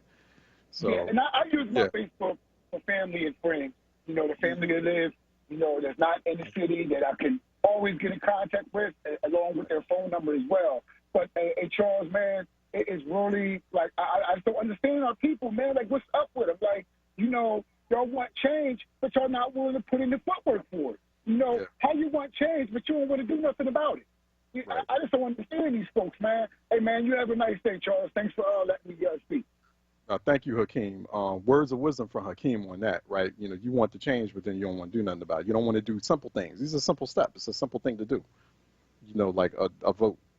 It's a simple thing. It's a simple first step. We didn't tell you. We never told you that it was the only thing you do. And that's it. And then it's a wrap. We've always told you it's a bunch of other things after that. So, but I appreciate that, Hakeem. A lot of people have been getting on me and say, and I used to have a Facebook page a long time ago before the 2016 election and through it. And I had a huge audience on Facebook. I had a lot of people on, and I just one day, I couldn't take it any longer. I just deleted it. And I know I do that. I know that I could probably connect. I know, in fact, not probably, because I already was with that Facebook page. I would connect with a whole lot of people. So I do it, taking something of a professional hit by not having one. I understand, because that's the thing to do. I'm just not doing it. I'm just not. It's some real ugly stuff that's happening, particularly on that platform. I don't like social media overall. I can't stand it. I can tolerate Twitter. Twitter's tolerable. It's not because I don't do Twitter because I like it. It's tolerable. So, but yeah, it's just, just so much of what's happening has unnecessarily brought us to this point, and it's because of social media. It's just, and if you think about it too, you look at what social media is, it is just astounding, right? That something like that, a platform like that, it's a groupie platform, will bring us to a point like this. Elias out of North Philly is calling for a reality check. Elias? Hey, good afternoon, sir. How you doing? Hey, what's up? How you doing? All right. Hey, listen. Do you got Citizens Act? You know what Citizens Act, right? Yeah. No, I don't. I think I heard about that, but I don't have it. You don't? Can I tell you something? You need to get that. You really need to get that. Tell us more about it. Gives you, huh? I've heard about it, but tell us more about it. You have to get it. Listen, I have fans in Citizens Act. Citizens Act gives you play-by-play the killings in the city of Philadelphia, okay? So you have people, expressing their grief and their remarks and how they feel about what's going on. You need to get it. And I'm always on Citizens Act, and I'm always raising awareness, okay? Because the city council members don't respond to my emails. It's not talked about enough on the radio stations because we're into this, the how you say, the political, chaos we're going through with President 45, which I hope he gets well. But nevertheless, he needs to go. We all know that. Okay, we're putting that out there. But Citizens Act gives you play-by-play all the killings that's going on in Philly and the shootings, robberies, etc. Okay, and what I raised there is about what city council and what government nationwide does in our country to our predominantly Black and Latino communities, which they let people exploit us, businesses exploit us. We spoke about that already, okay? And I'm getting a lot of good remarks that this is what we should do. We need to call out the council members, and we need to do something because crime will never end, okay, in our communities because we're letting other people exploit I appreciate. So I'll say this, Elias, and I do appreciate. I'm going to check it out, Citizens app, and I appreciate you putting out that call to action. Like two very simple things that Philadelphians, 3 simple things I think Philadelphians need to do to get the kind of fundamental, like, tectonic shift of change that they want. One is, and I know people are like, when they hear this and they're like, oh, that's just too good to be true, or it's too simple for it to play out like this. People in Philadelphia during local elections have got to turn out and vote. It's not going to work. It's not going to work. Philly's not going to work if only anywhere from 25 to 28% of you who are registered to vote turn out and vote. Trust me, it's not going to work the way you want it to work. If only 11, 12% of the overall residential population of Philadelphia is making the decision of who runs city government, expect nothing to work the way you want it to work. So that's one. That's the easy part, right? 2, you got to get to know, and you have to actively, like, overwhelm, like, overutilize the levers of government that are accessible to citizens, whether that's licensing and inspections, like in your case, Elias, whether that's, public testimony, public comment periods during council. It's so, I say all that. There are things that are tried and true that people may either know about or don't know about. Philly has to maximize the accessing of those measures and the accessing of those tools and mechanisms. I can tell you now, that does not happen in Philly. Philly has not the folks who are concerned about things happening the way they do in Philly has not fully tapped those mechanisms and levers in terms of citizen call to action, in terms of citizen response. The third thing, I think Philly needs to be the first big city to lower the voting age to 16. That's where you get that change in the schools. So that's that third big tectonic shift thing. So, but those first two things with SNAP, that's when you start seeing, and there's a big wave of people. I'm talking about 70-80% turnout. If it's that bad in Philly and that's bad in City Hall, and that people are that dissatisfied, people like Joe and Elias and others, that's what has to happen. That and you kicking out the current crop of leadership and bringing in a whole new. Okay, then you start to see, you know what I mean? Then people, and you got a majority of Philadelphia residents who are making decisions about who is leading the city and City Hall. That's when you start to see those big dramatic shifts, those big changes. But until then, you're not going to see it. And I know that sounds very simple, and people are like, oh, that's just so simple. It can't be. Sometimes it's not that complicated. Trust me on this. It really is sometimes not that complicated. I'm sorry, Elias, I have to take a break, but I'm going to check that app out. I went over time. Let's take a break. When we come back, Nicolette Lewis-Saint from Healthcare Ready is supposed to be joining us, and phone lines are open in case you have questions there. 215-634-8065, 866-361-0900 here on Reality Check. Let's take a break, and we'll be right back. New Voices for Reproductive Justice is registering Black women and their families in Philly to vote. The general election is on November 3rd. You can register to vote online at rock.vote/New Voices. That's rock.vote/New Voices. The deadline to register is October 19th. If you need assistance registering to vote, visit newvoicesrj.org. No fear, just facts. This is WURD, independent Black media. Hi, I'm Melanie DeBose. I'm a single mom and I run a nonprofit. I don't have a lot of free time, and the safety of my family and employees always comes first. That's why I'm voting by mail this year. Whether you're a Pennsylvania senior, essential worker, or simply someone who needs more flexibility to vote within a challenging schedule, voting by mail allows you to make your voice heard at the ballot box on your schedule while protecting your family's health. You can turn your mailbox into a ballot box by simply visiting votespa.com on your computer or any mobile device to request your mail-in ballot. With November 3rd around the corner, it's more important than ever to request your mail-in ballot today. This year, I'm voting by mail because it's safe and easy. Voting on my time while keeping my family and employees safe. We're all in this together, and voting by mail gives you the power to make your voice heard. So sign up at votespa.com or return your mail-in ballot application to your county election office today. Paid for by Power Interfaith. WURD Radio presents the following information to help you navigate the upcoming election. This is Charles Ellison, host of Reality Check on WURD. So with all this talk about vote by mail, you're probably wondering, will my ballot be counted? No worries. 40 states, including Pennsylvania, are tracking mail-in ballots. Simply go to votespa.com and click on Mail-in and Absentee Ballot to find out if your ballot was received.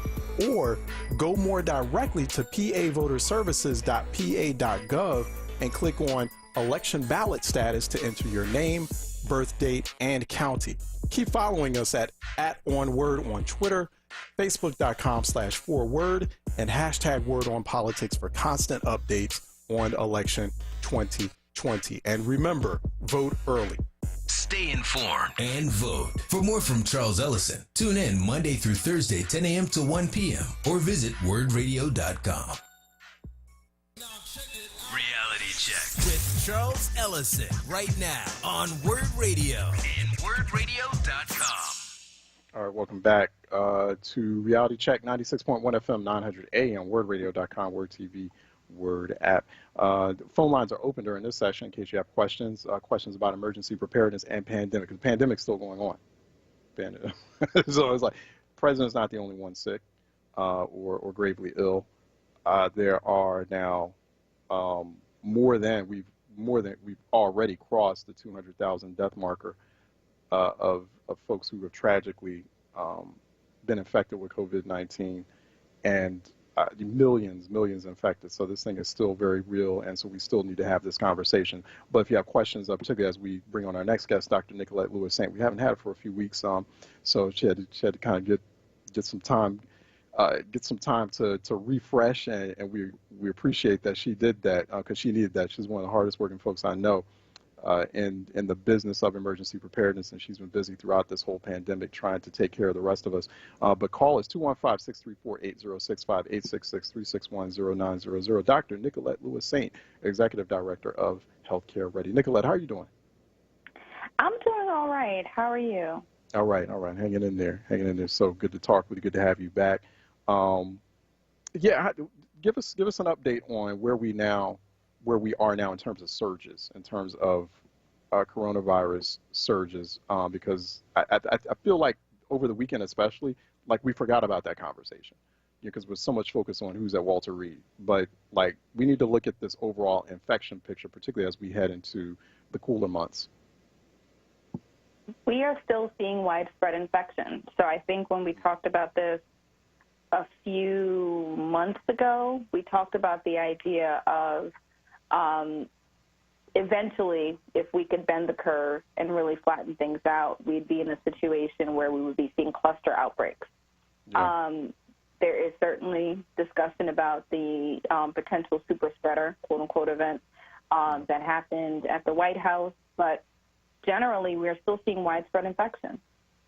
There are communities and states that are hotspots, specifically parts of the Gulf, parts of the West Coast. But really, when you start to dig that apart, you will quickly realize that no state or region is immune from seeing significant outbreaks at this time. So it really is a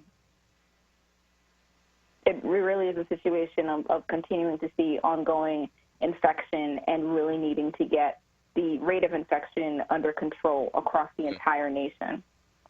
Is it getting worse in terms of the way it's increasing compared to before?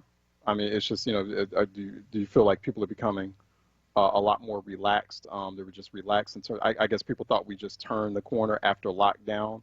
And so since things are not in a lockdown state, okay, we can just maneuver around more. We can not wear masks. Is that what's going on? Are we saying, is it worse? Is the rate of infection or the frequency of infection worse than what it was before we headed into lockdown during that lockdown phase?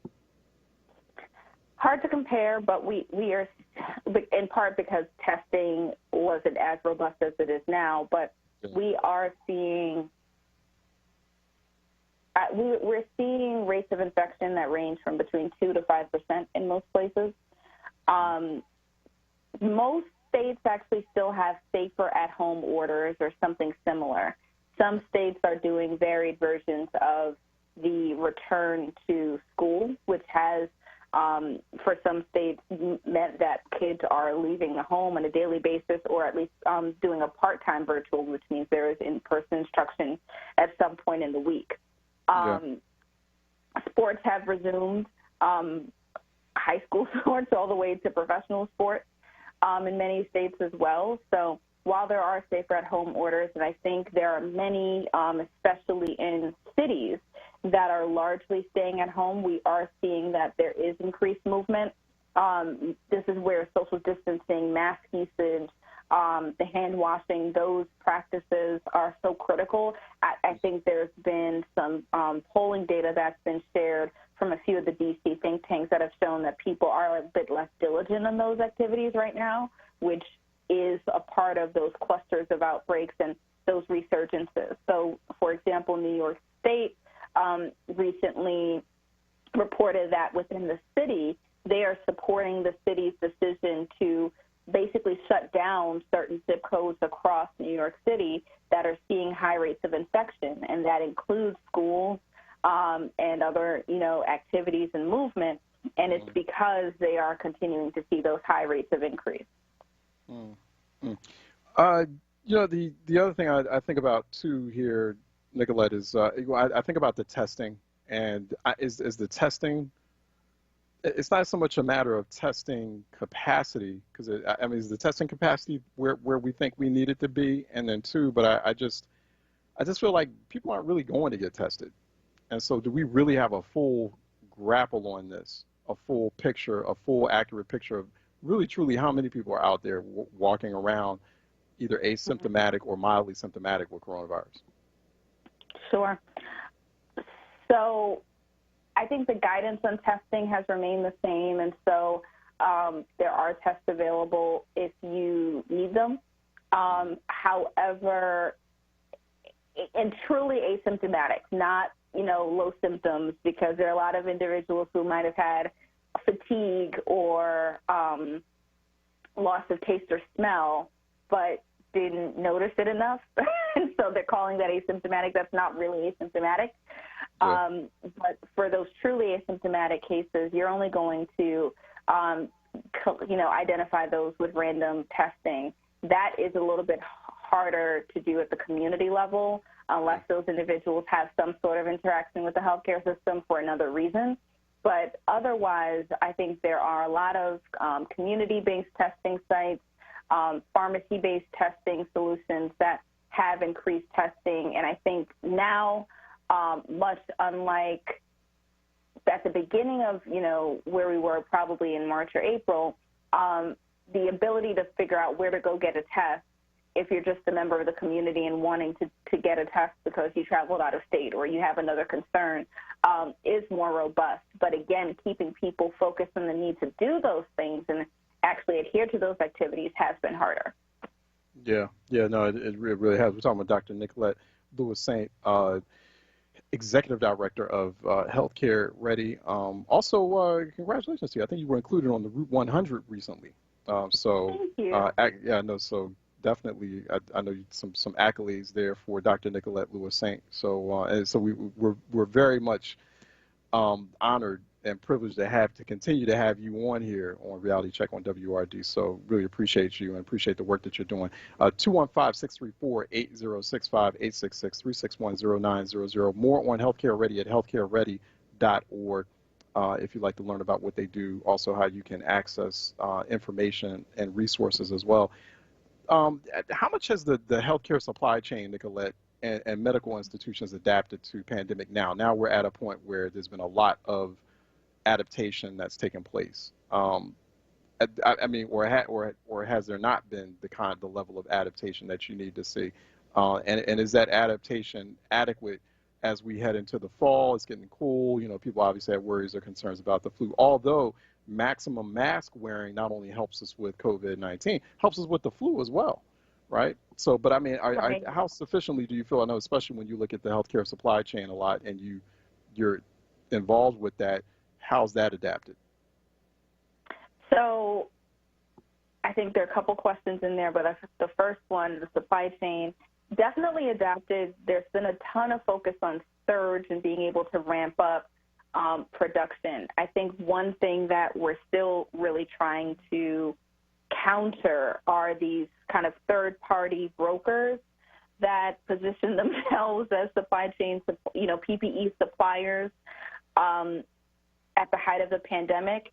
Part of the reason for that is making sure that we have a secure supply chain so that they're quality products that are getting in.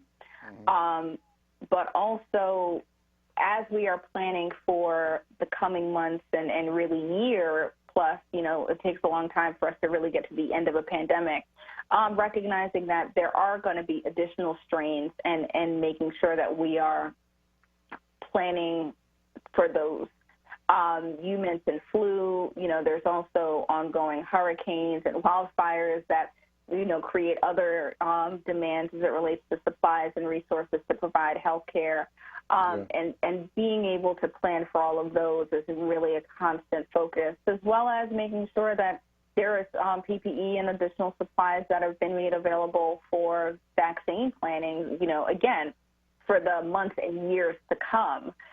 So a lot of that planning is happening now, still getting to a point of really completely stable, but that's more about making sure that with all of that forecasting and all of that planning, we're not doing things that unexpectedly surge the demand either. Yeah, no, I got that sense from you as well. Looking at those fires out west as well, Nicolette, how do we prepare for the long-term consequences of that, right? Because it's not just the fire. I mean, the fires are getting more and more contained. It's cooled down quite a bit, but there are a lot of concerns, a lot of worry over the long-term respiratory illness effects. People, as far as asthma and other chronic respiratory illnesses. How prepared do we get for that? Because that's going to be a long-term issue. Preparing now, I think as we learn more about the impacts from COVID, we can learn more about, how we plan, how we prepare. So I think it's iterative, and the approaches that we've seen have been more about sharing information, building a set of plans based on a range of scenarios, and being able to really quickly use evidence to be able to pivot and use the most relevant plan at the appropriate time. No, there's going to be a lot of preparation, for the next set of fires. As climate crisis gets worse, and then we got to worry about that as well. We got to let you go. Dr. Nicolette Lewis-Saint, Executive Director of Healthcare Ready. Go to healthcareready.org, at Dr. DRN Lewis-Saint on Twitter, on social media, where you'll find her engaged. She's been joining us here, as she does most weeks, most Mondays here on Reality Check. Nicolette, thanks for your time. Thanks for having me. Take care. All right. Be safe. Take care. Okay, let's take a break. When we come back, phone lines are open at 215-634-8065, toll free 866-361-0900 here on Reality Check. Let's take a break and we'll be right back. Dietz & Watson has been making premium meats and artisan cheeses for over 80 years. And when it comes to stacking sandwiches and party platters, they've got something for everyone in the family, like maple honey turkey breast, American cheese, buffalo chicken, and more. So get to your local deli and taste 4 generations of family recipes. With Dietz & Watson on the table, you'll have everyone coming back for seconds and thirds. Dietz & Watson, it's a family thing since 1939. Be heard. Want another way to join the conversation? Follow us on social media using the hashtag onWURD. Be heard. Stay connected to WURD Radio. Independent Black Media. WURD Radio presents the following information to help you navigate the up-and-coming election. Still concerned about COVID-19 and voting in person? Pennsylvania has you covered with mail-in ballots. Simply submit a completed ballot by mail. So long as you request that mail-in ballot between now and October 27th, go to votespa.com and apply for your mail-in ballot today. When your ballot arrives, read it carefully and follow the instructions to complete it and return it. You can also track and confirm that your County Board of Elections has received the mail-in ballot by going to votespa.com. For more information on how to vote in Pennsylvania, visit states.aarp.org/Pennsylvania. Vote early. WURD Radio presents the following information to help you navigate the up-and-coming election. Stay informed and vote. For more from Charles Ellison, tune in Monday through Thursday from 10 a.m. to 1 p.m. or visit wordradio.com. At PICO, we know one thing is certain. Times have changed. From kitchen classrooms to couch conference calls, searching for a new job, or new ways to keep your family connected. These changes have become a part of our reality. That's why our teams are working 24/7 to meet the needs of our communities. So no matter how much things change, you can depend on PICO to be there with the energy and help you need to power through. Learn more at pico.com. Reality Check with Charles Ellison right now on WURD Radio and wordradio.com. All right, welcome back to Reality Check 96.1 FM, 900 AM, wordradio.com, WURD TV, WURD app. 215-634-8065, 866-361-0900. The phone lines are open. Victoria out of Germantown is calling in for a Reality Check. Victoria? Yes. How are you doing? Good afternoon. Hi, Charles. Thank you again for highlighting the horrible homicide rate that we have in Philadelphia. But I want people to know, to show you how much Mayor Kinney cares, he allocated $20 million for the opioid crisis. $20 million, and $700,000 for violence. $700,000 for organizations to apply for grants. The grants range from $5,000 to $20,000. So that shows you how much Mayor Kinney cares about the violence in this city. Thursday, there was a protest outside of his home that the Mere Healing Center participated in. So when you look at the figures, Black lives really don't seem to matter to him. What you say, Charles? It's you know, I hear you. I agree with you. That's like a significant disparity in investment, and so but and there are questions there, right, Victoria? Because who is homicides, who is gun violence hurting the most in the city, right? It's primarily Black men who are getting hit the most, and obviously we have young Black people, we have Black children, we have some Black women too, but it's overall it's hitting the Black community hardest. But 85% of the victims are Black men or Black males, and so you question, and then you have to look at the racial demographics or the racial breakdown of folks who are dying from opioid overdose, and it's white males. I mean, in Philadelphia, I mean, the last figure I saw, right? I mean, it's 91 white male deaths per 100,000 residents compared to 51.6 deaths per 100,000 residents for Black males in terms of opioid overdose death rates. So it's like, so there was obviously a major call to action from people affected by that rate, right, by white people in the city. And the mayor answered that call with $20 million, like you just said. So, I mean, compared to, he gets that kind of call, that kind of vigorous call to action from people in the African-American community in Philly who are like, you need to do something here. You need to do something quick, and you need to do something dramatic. And you have, like, issues suddenly with the investment. So, and I feel like Philly needs to be, and I keep we had this brother on from Portland. Philly needs a Black resilience fund model. So it can't just be money getting directed to an ecosystem that has to happen, an ecosystem of organizations that are happening to do things on the ground or on the front lines of this crisis. But money has to go, Philly has to figure out a way to, and even during pandemic, yes. I mean, the fundraising has to start now. The corporate community in Philadelphia has to be on board with this. It has to be a public-private partnership, and money needs to go directly into people's hands because there's a lot of hurting from evictions on the horizon, permanent unemployment, food insecurity is high in Philly. The poverty has always been high. People need, and so that's also a big driver of that violence, right? That's true. So that's not happening. That big Black resilience fund moment, like how that brother did in Portland, how those people out there, those Black folks are doing out in Portland, that has not happened yet in Philly.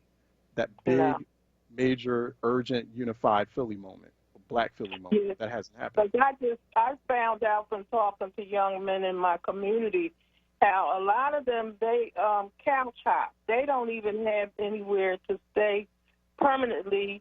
They move from couch to couch friends until the parents, well, you've been here enough, you got to go.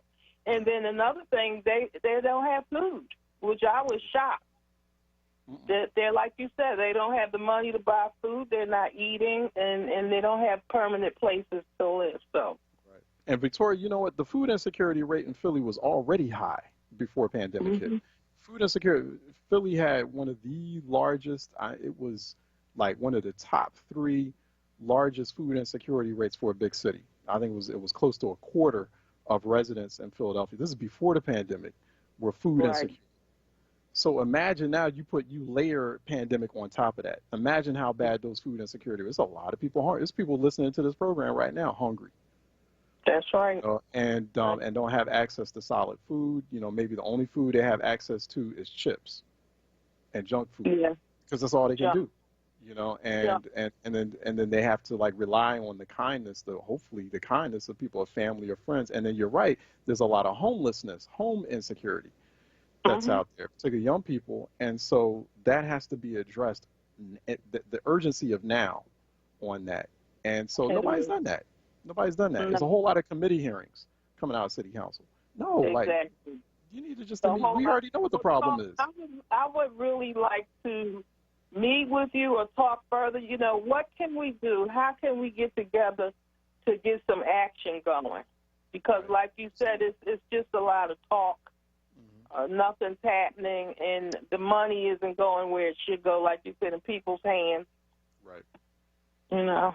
It's So terrible. So, I mean, and you see the disparity. I mean, you know, folks are going to have to call the mayor out on that. Like, okay, you have a crisis that's disproportionate, and it is a very urgent crisis, the opioid crisis in Philadelphia. Philadelphia has has the highest rate in the nation with respect to that, and it's sad. It is tragic, and no one should be dying from drug overdoses or opioid overdoses. So I should make sure I emphasize that. But you know, real disparity there in terms, you know, like you know, if the homicide rate in Philly was if it was a bunch of, not even a bunch of, if one or two white kids got caught in a crossfire in Philadelphia, oh, it would be like, it'd be DEFCON 1. Philly would be on. That's right. So the police, they would be, that homicide closure rate, I mean, well, the homicide closure rate for them, like, for them white kids, you know what I mean? Or, I mean, you know, I'm just waiting, white kid or some, like, you know, white woman casually running around, jogging around North Philly. And you know, that's where, you know, mayor and everything, they would visit the hospital, you know, and it's like, you know, so watch yourselves, like, really, elected officials, really watch yourself, like, because people notice these things. People notice. I keep telling people that people notice. People are not stupid. Even if they're not elected officials, even if they don't have a whole lot of money, you know, some people, not all people, because there's some really good people who are in elected office. Some people in elected office feel that because they're the ones elected, and then, you know, people who have money, because they're the ones who have money, they're smarter. They're the smartest people in the room. And, you know, that's not always entirely the case. That's never the case. And so people notice these things. Victoria, I got to let you go so I can let some other listeners on. But, yeah, please do reach out to me. And thank you for pointing that out. Thank you. Take care. Be safe out there, too. A out of West Philly is calling in for a reality check. A? Hey, Charles, listen, I have a lot to say, but I know I can't say it all at one time. But listen, the main thing, I know you had another caller that said they were undecided. We have to avenge, and I met you at one of the gardens, talked about it. It's like, this is the end game. And I tell you, is that undecided people, if you look at the end game, anybody who went to see Infinity Wars, nobody is not sitting around not fighting Thanos. An undecided vote is a vote for Thanos. He's going to be back in office again. The same people back in 2016 that were undecided, that did not vote, are not saying they're happy with the conditions now. That is the bottom line. They wish they would have voted and did what they need to do. The same people who are undecided now and don't want to vote now are going to be wishing 4 years from now that they stood up and they took Thanos out of here. That's the bottom line. A 6-year-old knows what a hero is, Charles. And you have to be heroes to fight against this injustice, the way things are going now. He snapped his fingers and 250,000 people are gone. I mean, look at the similarities here. The other things in the virus, and you look at the similarities here. He's expecting that 250,000 more will be gone. These are the same ones. Listen, to everybody who's listening to me right now, some of you are expected to die. And the person who allowed it to happen is Thanos Trump. And you're going to tell me that you are not going to stand up to the person who expect that your family members die, who expect you to die, who expect your friends to die, and you're going to say that I'm not sure whether I want to stand up to him. This is the time for you to stand up to him. You may die after the election. Because let me tell you, your grandkids and your kids and grandkids are going to ask you about it. Yeah. What was you doing at that time? I know I would ask, when I learned about the civil rights movement, first question I asked, the first person I started going to, like, my parents and my grandparents. Like, what was y'all doing at that time? What was you doing? Oh, I was undecided. You had, okay. Come on now. What's that mean, Grandpa? What you mean, you was undecided? Right. Come on. You have to stand up. You can't. You look in the movie. Everybody stood up. There was nobody sitting around and making a decision. I don't want to fight Thanos. It's going to be a lovely day anyway. Oh, whatever happens. Right. You see what kind of ramifications that he's putting on us right now with the judges everybody else. All kinds of things are happening because 250,000 people didn't vote to stand up to Thanos, not to allow him to be here in this position now. Yeah. We need to, those 250,000 need to avenge themselves, come back and vote this time, and then the 250,000 people who are undecided and going to make the same mistake need to say, I'm not going to make that mistake that they made, the millennials, Generation X, and Generation Z. I'm not going to make the mistake that they made in 2016 by not standing up and not voting. Right. This is ridiculous. It's the most ridiculous thing I know. I like how you call him Thanos, because that's what he is. But no, you're right. You're absolutely right. And I gotta let you go to. Hey, thank you for that.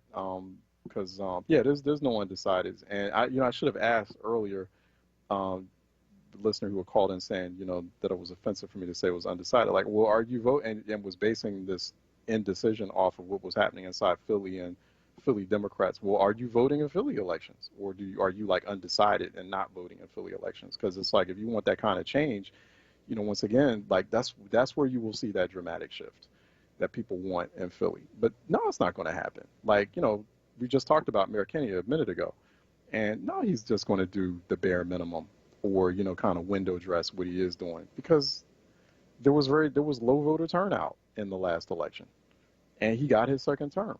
So what do he care? So and people have to understand that. Like, so until there are higher turnout numbers, especially in the local elections and the state elections, then you will get that kind of responsiveness. Oh, trust me, you will get the responsiveness that you need, or that you want, that you've been desiring for so long. That's when you make that kind of, but people want to make this complicated. It's not complicated. Or they want something to spark off. Like, why would you want something to spark off?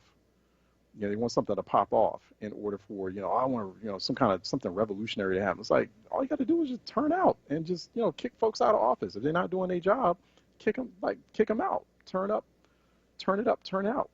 And it's as simple as that. But people are making this more complicated than it needs to be with respect to that. And so, but, the current crop of leadership in Philadelphia City Hall does not feel threatened, because they see the numbers. They see the same numbers I'm looking at. And they're like, well, this is easy doing this every several years. So, because these folks are not turning out to vote. And so it's only a specific class of people. It's a specific class of people, a very small class of people at that, who are determining what City Hall leadership looks like. This is just pure, simple fact. This is not me opining. This is not speculation. This is just pure numbers. And so when you look at those numbers, if you were in elected office, what would you do? If you see that, like, nearly 90% of the Philadelphia population is not participating in the ultimate accountability mechanism, of course you're going to be like, well, okay, I can just kind of skate through this. Every now and then I'll give a good speech and say I'm doing things when you're really not. And so people have to understand that.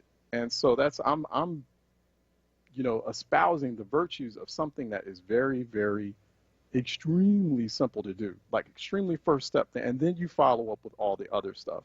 But until then, yeah, you're going to be, pulling your hair out, and if you don't have any, slapping your bald head, frustrated because nothing's changing. But then, there's a lot of folks out there want things to change, but you're not turning out in those local elections. And then you complain, let's not even get started on Harrisburg and the state stuff, right?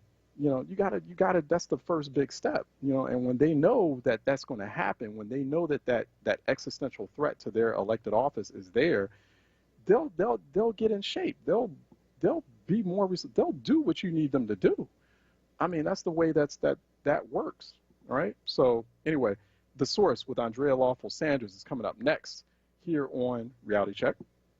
I'm sorry, here on WURD. Andrea Lawful Sanders of The Source is coming up next. So keep your WURD radio dial locked in to 96.1 FM, 900 AM. Keep watching on Facebook Live, facebook.com/forward. And I'm at Ellison Report on Twitter, by the way, if you want to keep in touch with me. Don't forget to go to the B Note and subscribe today, THEBE Note.com. Check out the latest from Stefan Hankin, one of our regular contributors, Ruling by Minority. Very important piece. You should read it. It's at the top of the B Note. I'm going to leave it there before we update it next time. And subscribe today to our newsletter, the companion magazine to Reality Check on WURD. Also continue to go to ecoword.com for more on our environmental justice journalism initiative. Thank Troy Wilmore. He's at the Board of Still here. And Philly and beyond. In the meantime, I want you to stay sharp, stay smart, but more importantly, stay safe out there. Take care. I'll see you tomorrow. The Murray Report, bringing you the latest in sports news and opinions. Hosted by Chris Murray. Saturdays from 11 a.m. to 1 p.m. right here on WURD Radio, 96.1 FM and 900 AM WURD. Streaming live on WURDradio.com and on the WURD Radio